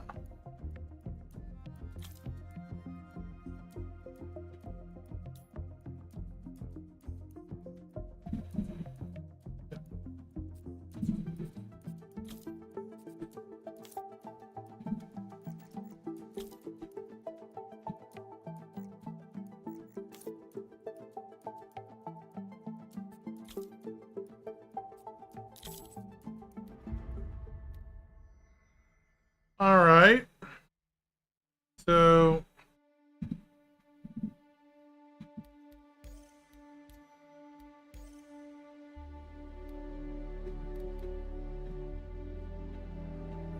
let's see, shall we?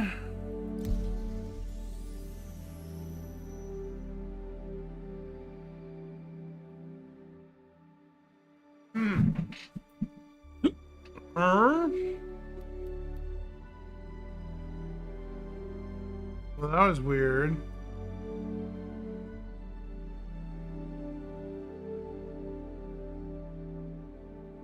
All right. I'd do some once-overs of the ships, if I can get into a hangar, that is. We'll see.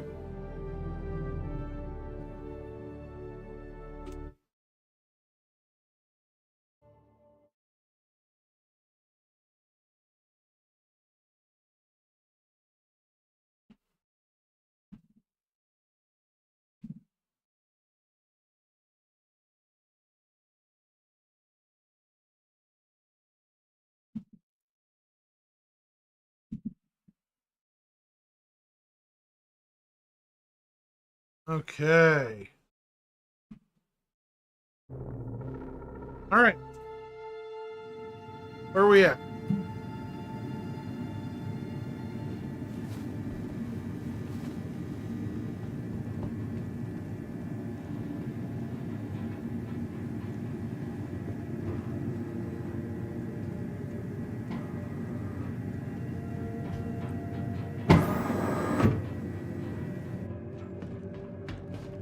right, let's go check out the Star Lancer and the Polaris.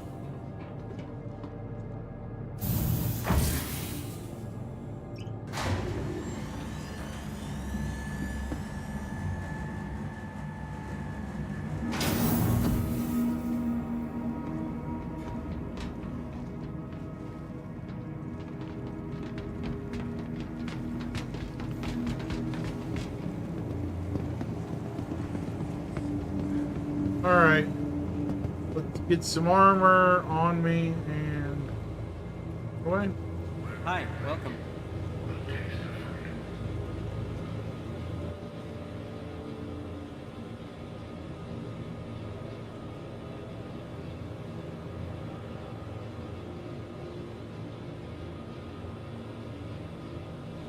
I think you're going to be happy with that.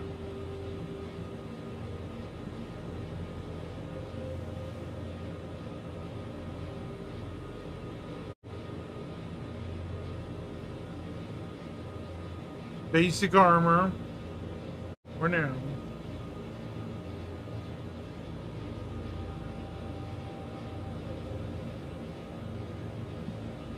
Okay.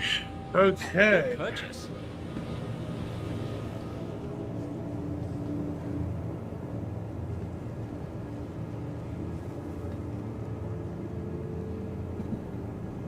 All right.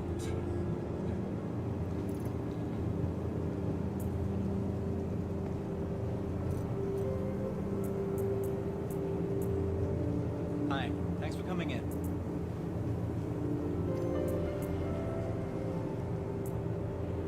Force Flex, black and yellow.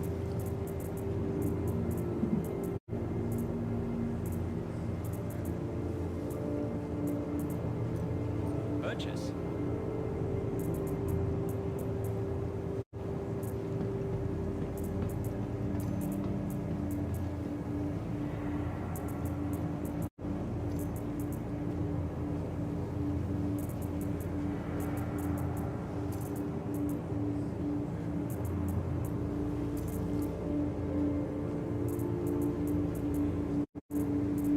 I think you're going to be happy with that.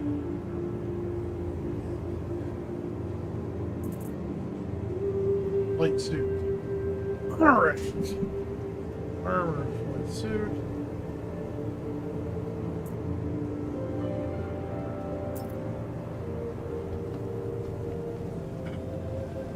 AAE. We have the Babbage the 22nd, which is in 11 days.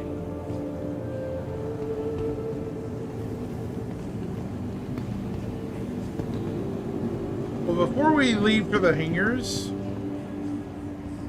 go for the Tobin Expo Center. See if there's anything there. Yep.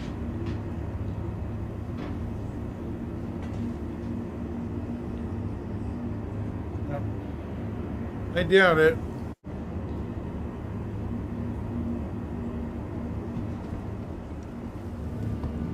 The capsule will be leaving the station momentarily. Careful, doors are now closing.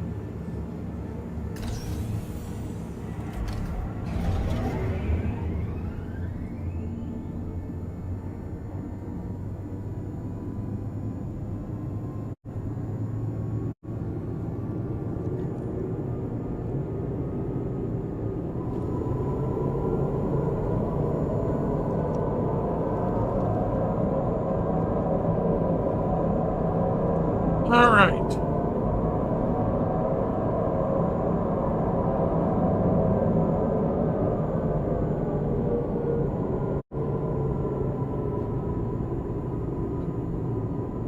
Nearing stop.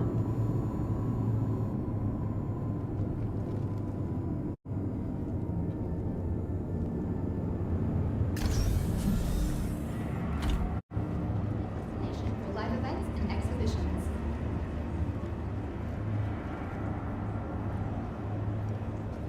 Oh, Careful, doors are now closing.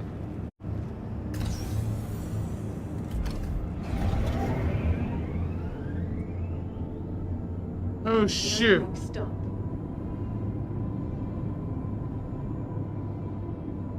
Oh man. I got off at the wrong place. Wanted to get off at Tobin. Capsule will be leaving the station momentarily. Careful, doors are...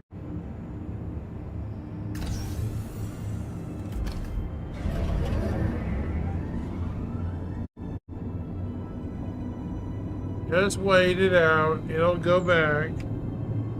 Then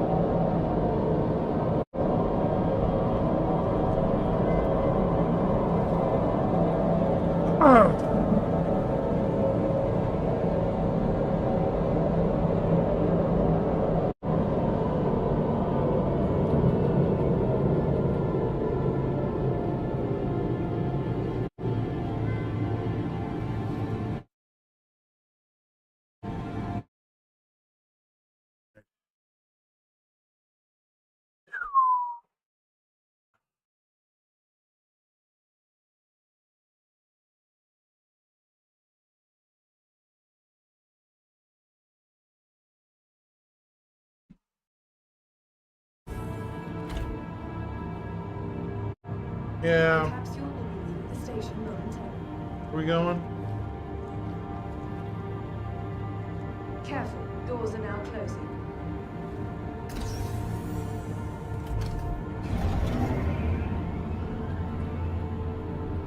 Fire Grant.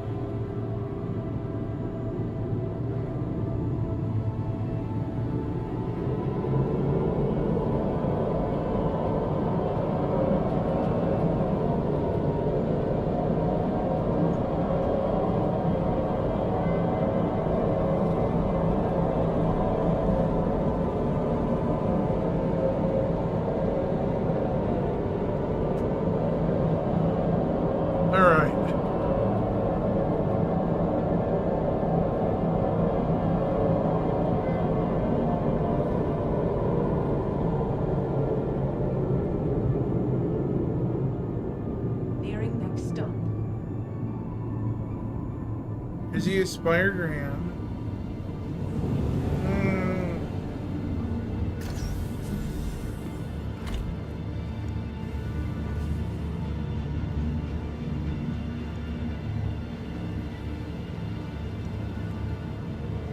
Careful, doors are now closing. Where are we going?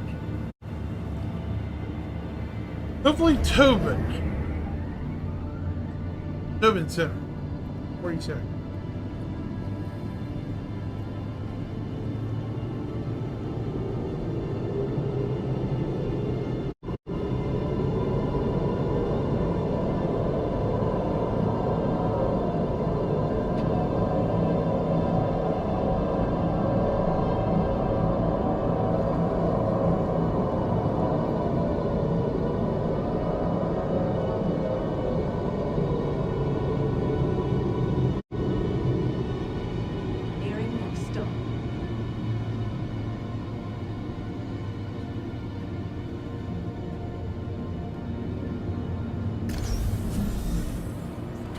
Stands preeminent destination for live events and exhibitions.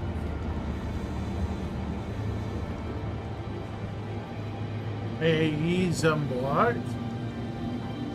Next frontier.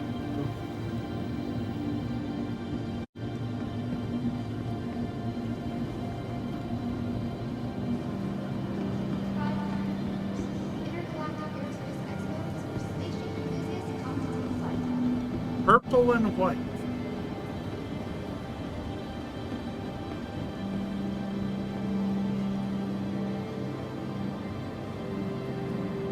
If there's anything that works.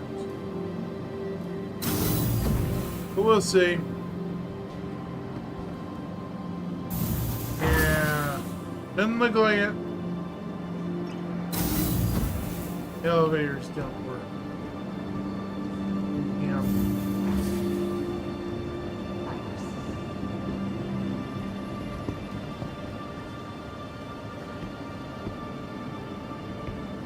So these are the colors for IAE this year. Fascinating. Purple and white.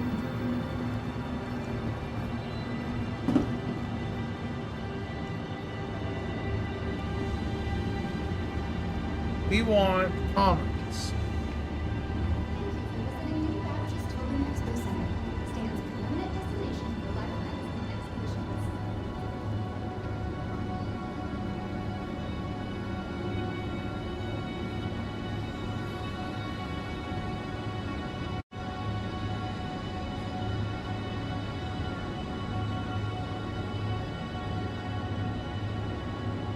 Capsule now approaching station. Stand clear of disembarking passengers. Stands preeminent Capsule now approaching station. Stand clear of disembarking passengers. The capsule will be leaving the station momentarily. Careful, doors are now closing.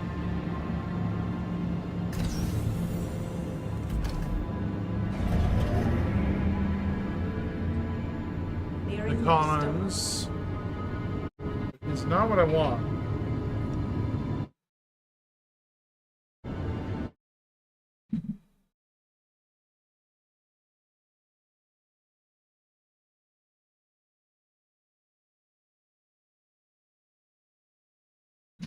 There we go.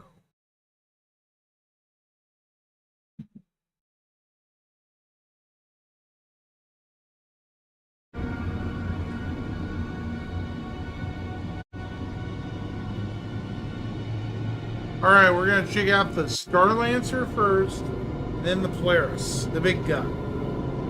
So, should be fun.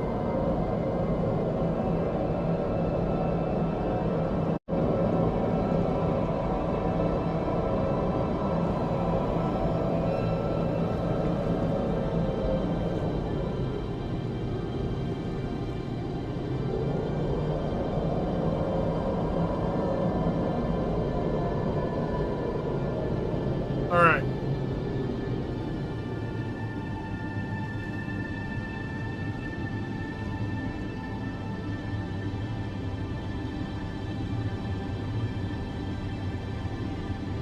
Nearing next stop.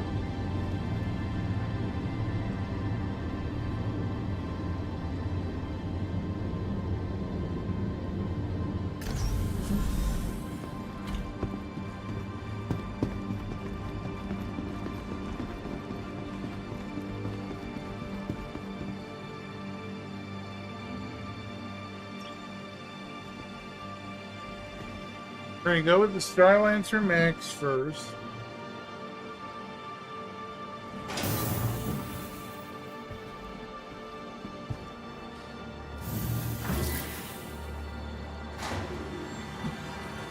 And then we're gonna go with the big Muchismo, the Polaris.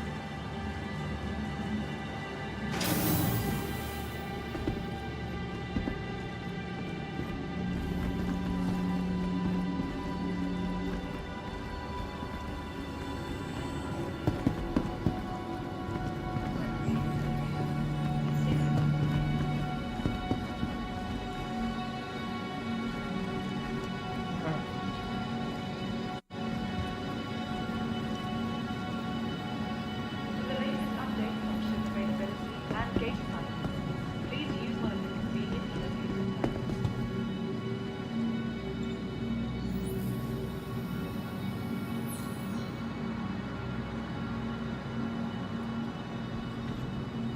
Ready to upgrade. Located in the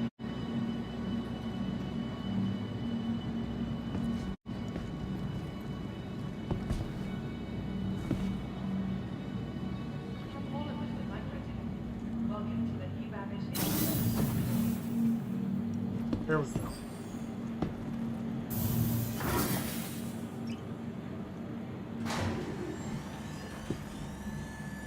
All right. I'm tempted to pull out the Freelancer, the Polaris first, but let's do the Starlancer since it's smaller.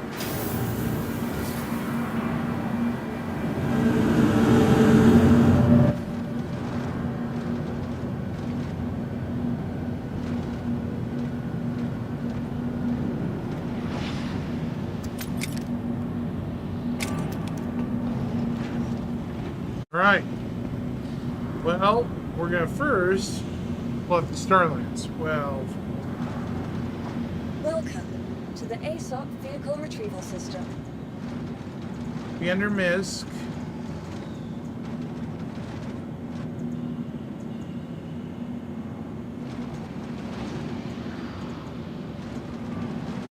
Oh. I guess, oh, the Polaris is here. Okay. Where's my Starlancer? Yeah, that'd not be making much sense. Oh, Starlancer Max, okay. There it is. Never mind.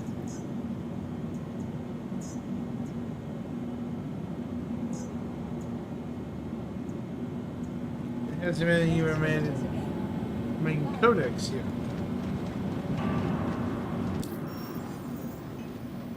Well, let's pick a color of paint.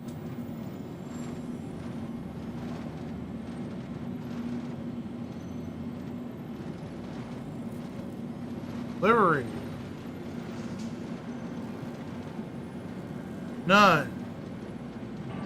None of them work. Alright, for weapons, it has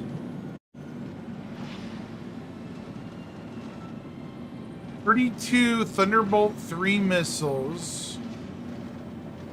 No. 64 Thunderbolt 3 missiles. Wow, more than that. Yeah. Right now, repeaters, it has 4 of them.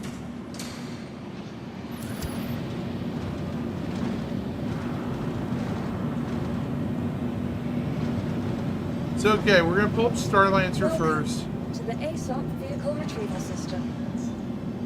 Your vehicle has been delivered to the following location. Please visit us again. Here we go. Starlancer is being retrieved.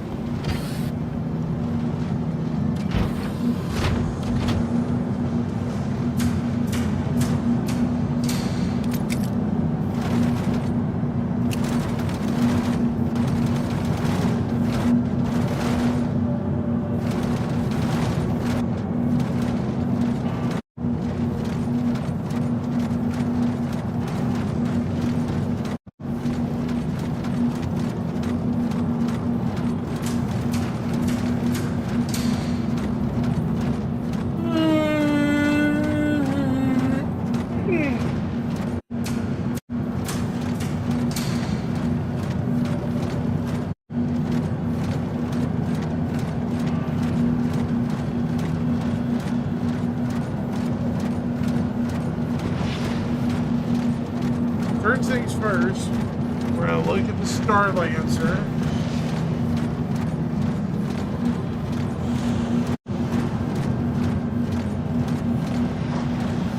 Which I've heard is a very, very big ship.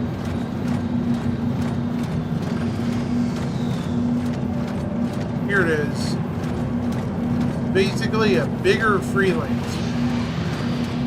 Yeah. I've never really been keen on the Freelancer-ish design, but it is a pretty nice looking ship.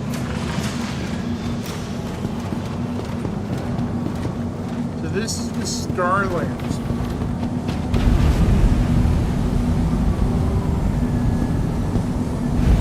Got some nice cells. It's got a good sized cargo bay ramp. Scout landing legs, tons of missiles. forward here. Tall elevator. It has an elevator here.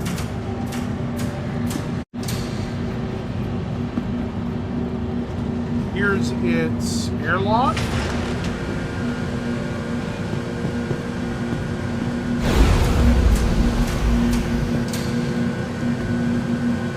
Go with ramp access.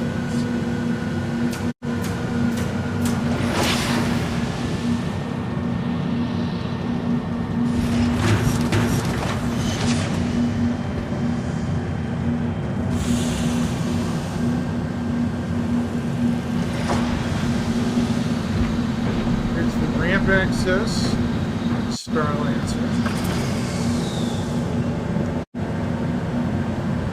Now I've heard that there's a huge cargo.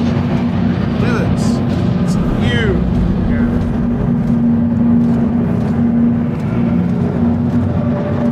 It was at least wide enough for, a tank of some sort. They were saying the Nova or the Storm. We'll see. We'll test it eventually.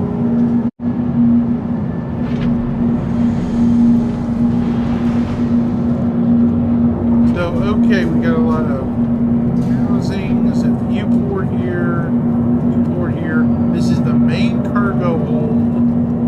It's quite large.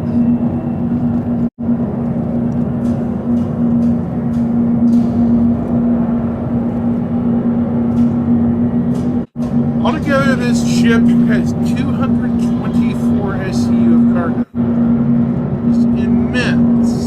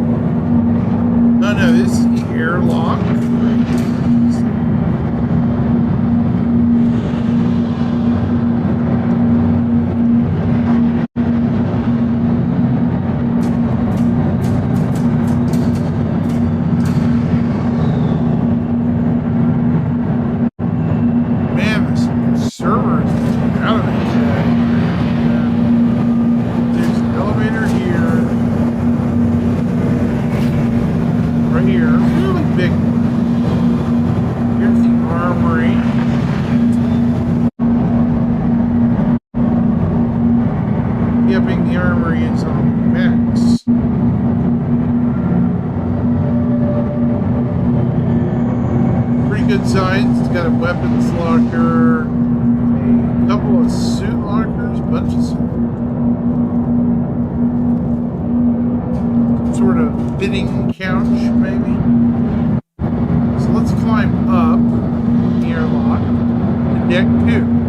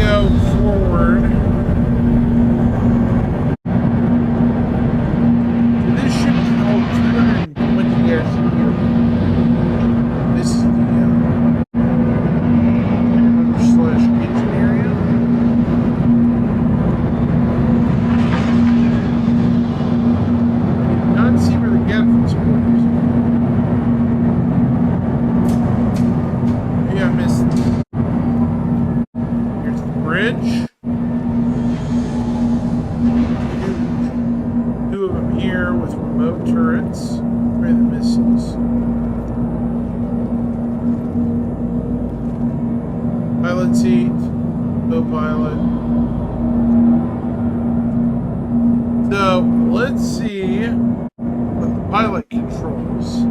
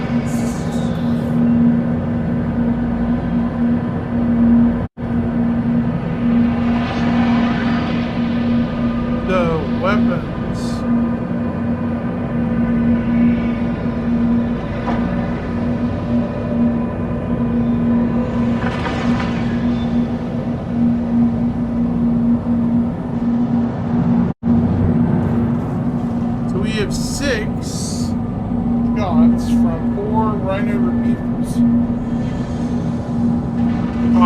4 M6A cannons, I guess? Hold on. How do I check for that? They're all 4 M6A cannons, which are size 4s, I believe.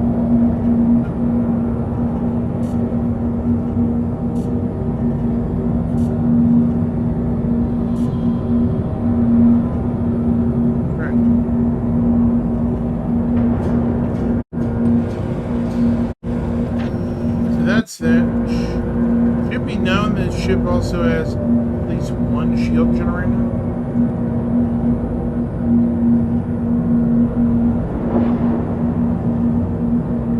Let's get the co-pilot.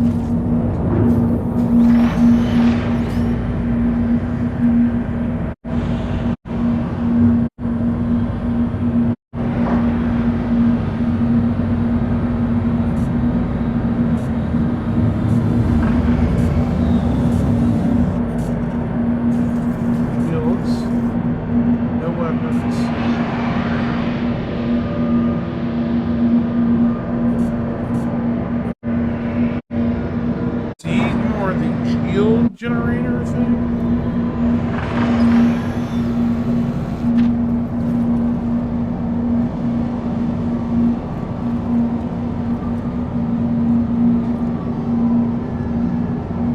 To the remote turrets.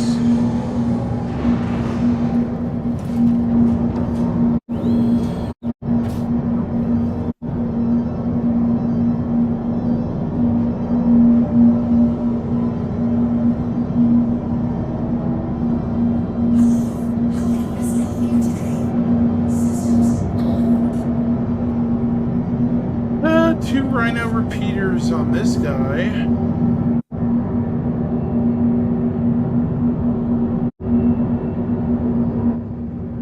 So this is above.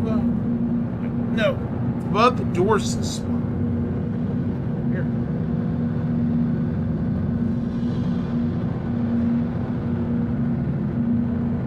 It's got 4 Rhino repeaters.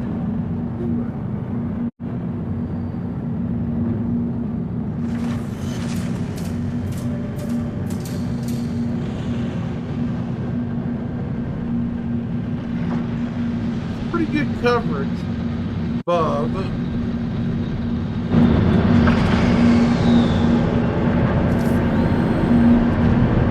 Whoa,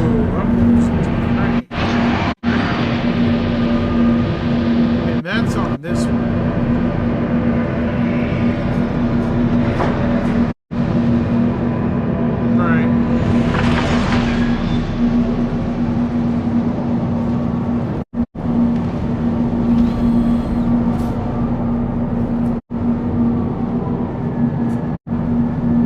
Also Rhinos. So there's 2 remote turrets with Rhino repeaters. Right. So where the missile turrets they're talking about? I don't know.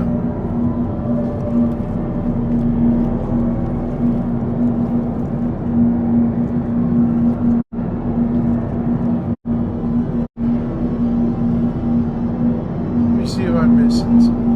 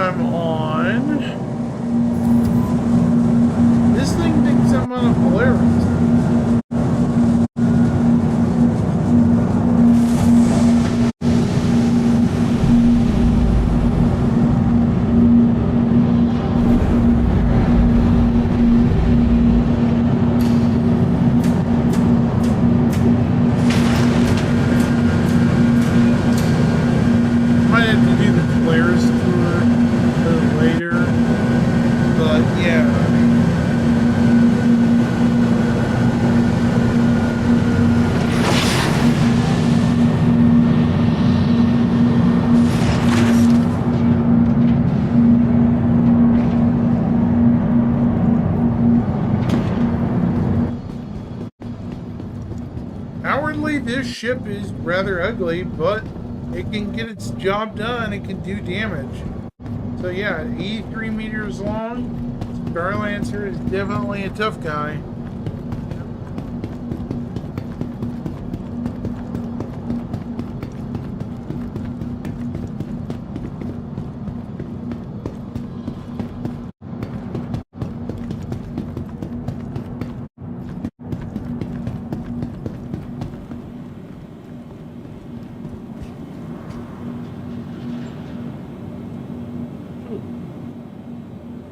Welcome. Yeah. ASOS vehicle retrieval system.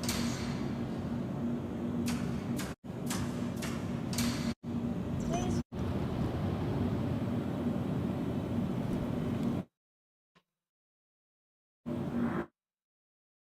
All right. Yeah.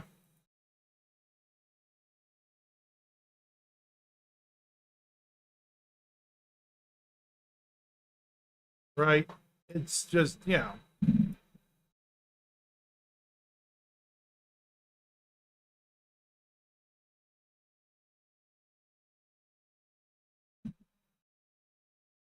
Seriously sucks having to catch up.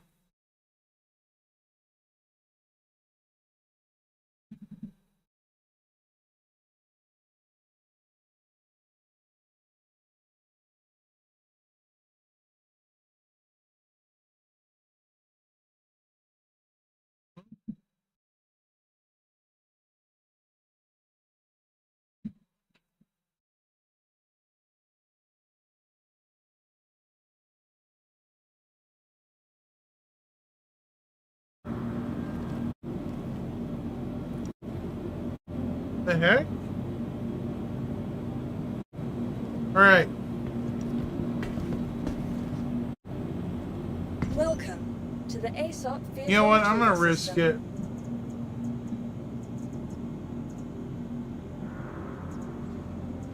it. Let's pull out the biggest ship I have. There you are.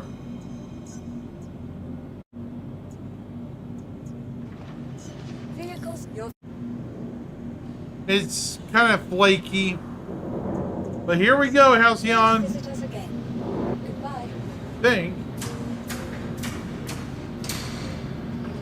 Here he comes.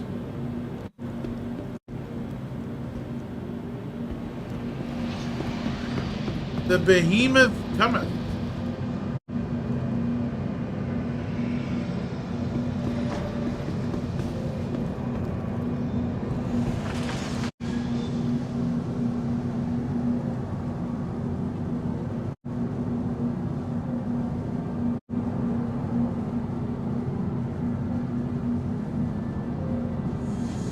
I don't blame you. It's a beautiful ship. Wow.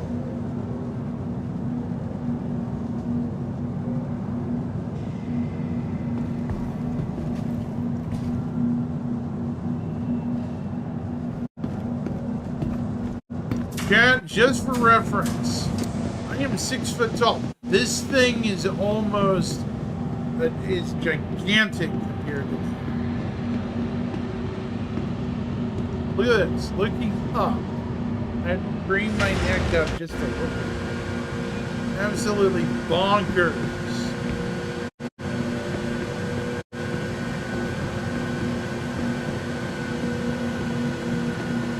Look at the feet.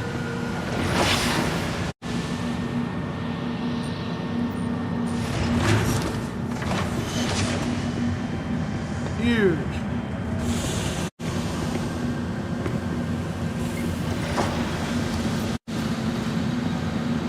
So how do you get on board?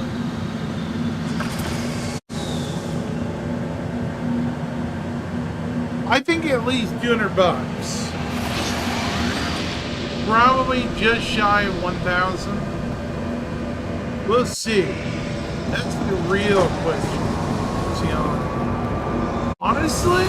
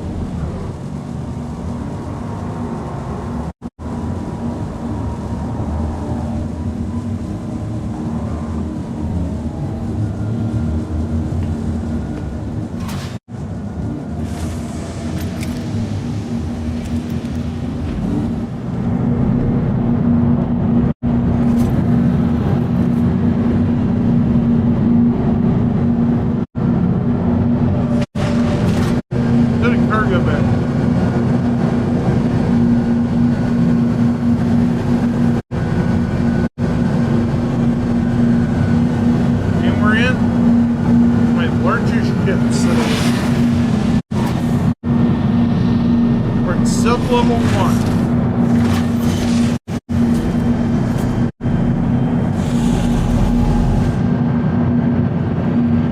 Here's the torpedo bay.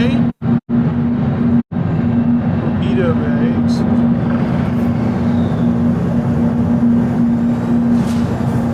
The command center for launching said torpedoes.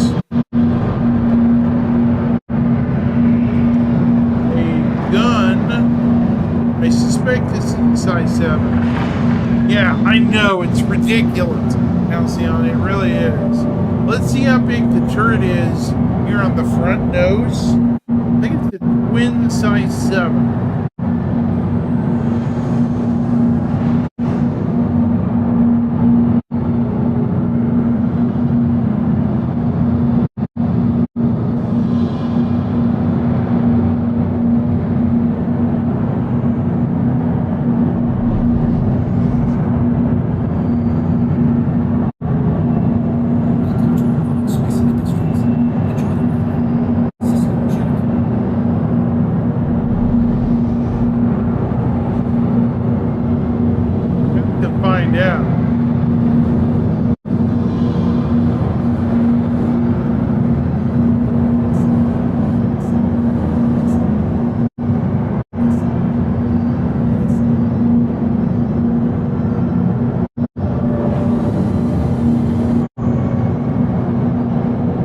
helmet. Must be a brand new gun.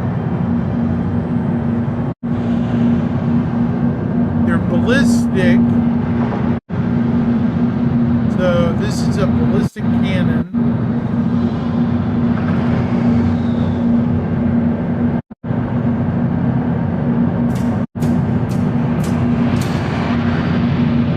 Pretty sure 6s probably at the most, at least. We'll see.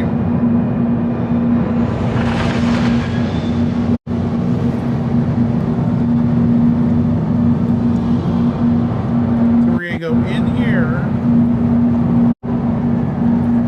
Main elevator again. Torpedo room with a size 9, 10 torpedoes.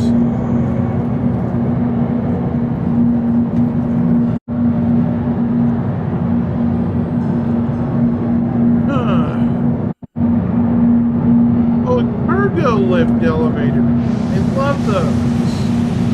Those are always fun.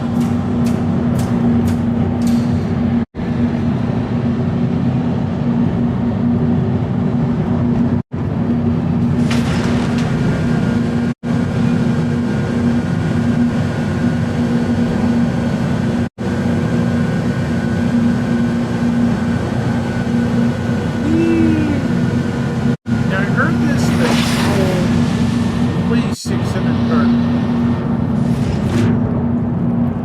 It's pretty good for a capital ship.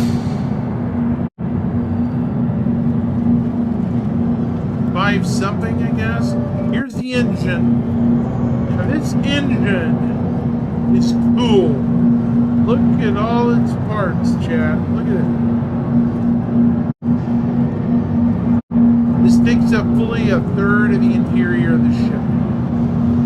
It's absolutely mind-blowingly big. Here's the reactor core.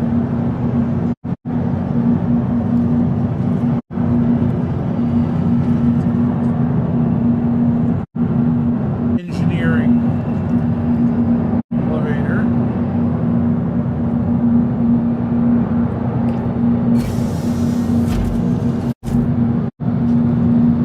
Okay, so we're going to engineering. This is going to be deck 2. Here's the top floor of this area.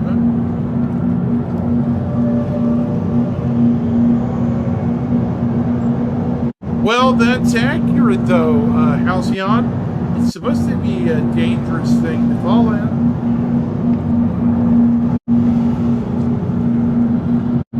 So here's engineering main. Oh, cool. Auxiliary. Emergency. Klaxons. I love it.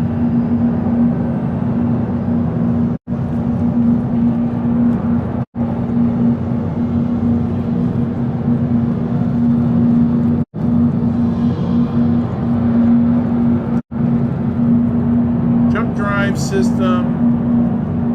Gravity generator doing gravity things.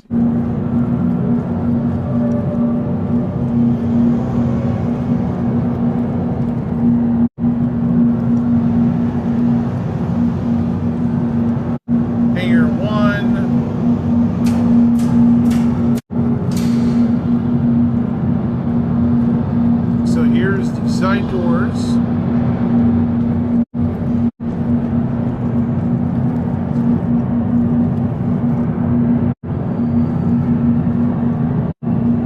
Here's the brig, chat.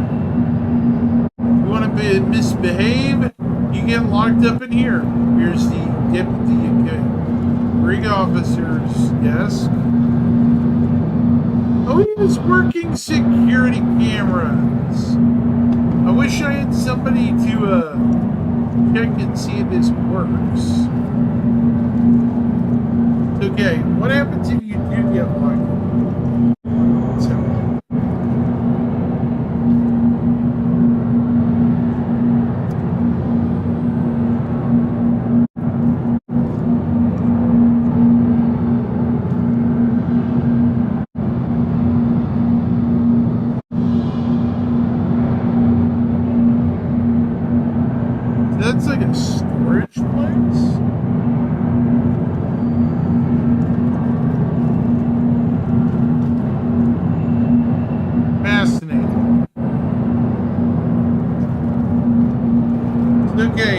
brig, yeah.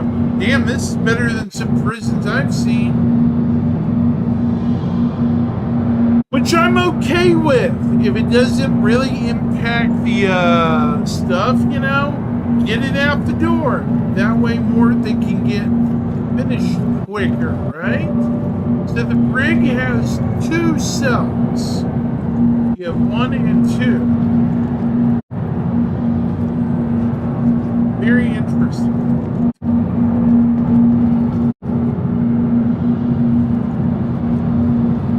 I saw that. That was really cool. Well thought up and real design. Weapon turret access. I suspect this is a turret. Yep, it is a turret. Probably a broadside turret.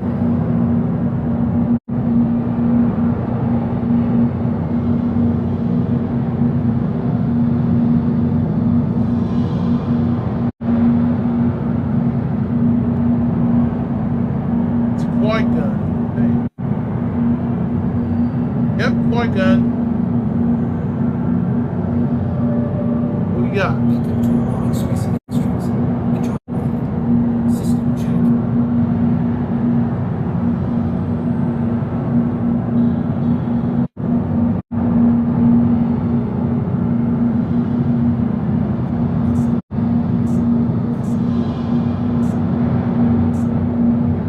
Panthers. Okay, so we have a quad Panther battery.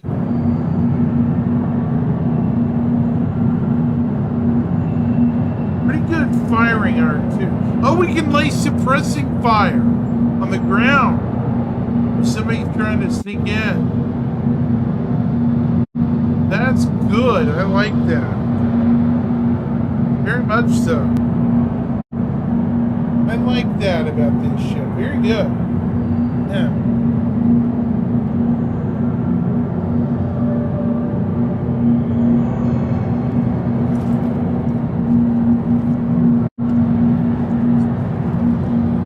What is this?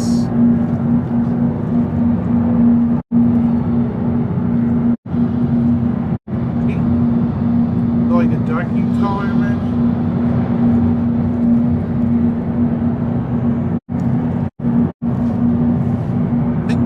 Docking collar.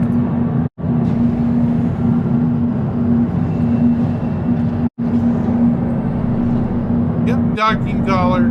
Decent size too, really.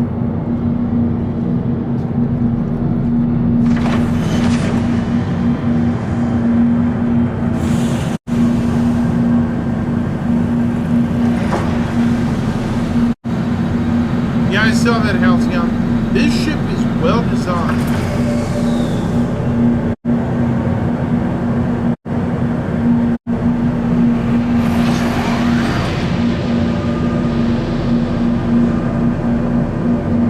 Another elevator.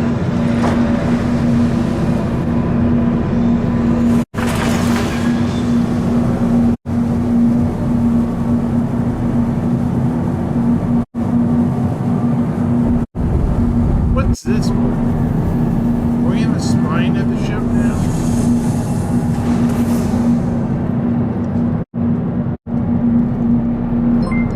Thank you for following Emily Stewart. Appreciate it. Oh, these are the crew bunks. Okay. This is the crew hearing. Okie dokies. Oh, confused me.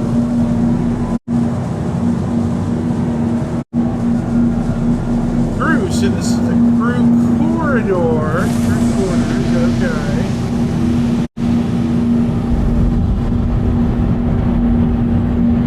But there's the bridge onto it last.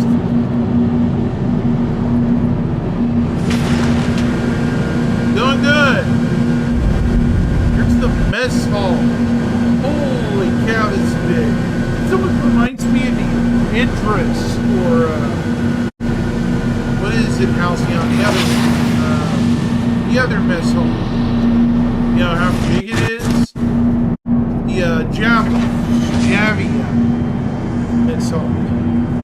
Going great.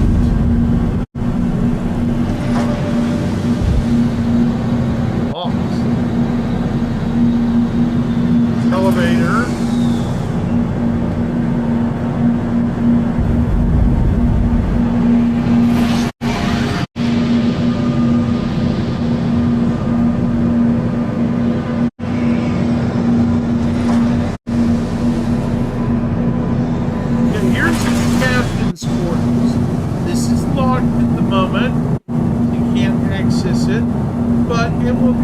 Sooner or later. This is my main game, yes. Predominantly.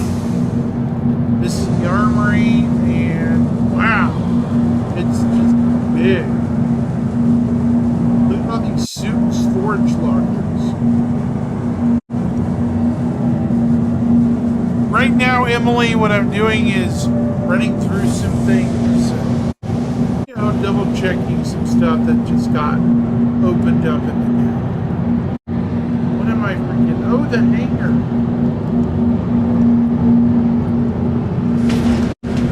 Forgetting about the hangar.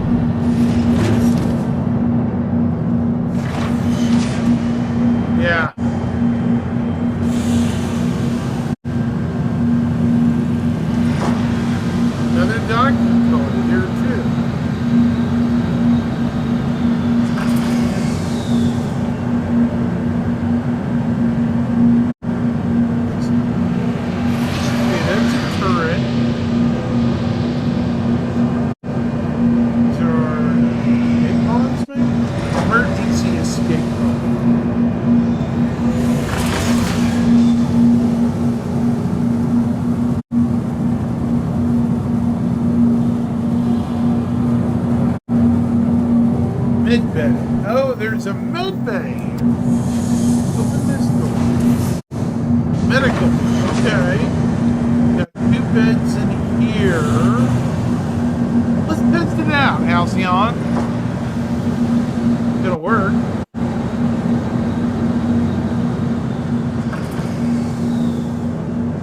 I feel it's getting better.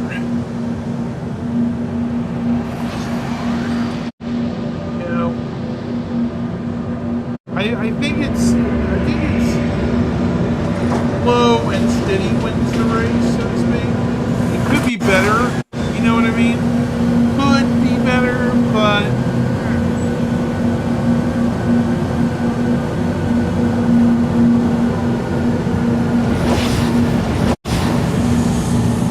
there we go. So it's a tier 2.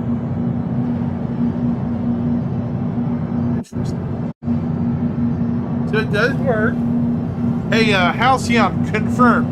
Medical on this ship works. On this bed, and wow, it's got 4 beds. This thing's a virtual hospital. Here's the hangar.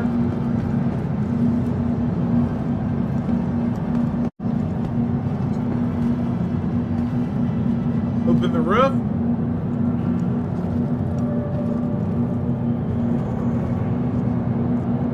I feel like it could be better, though, Emily, you know. But then again, ultimately, what are you going to do, right?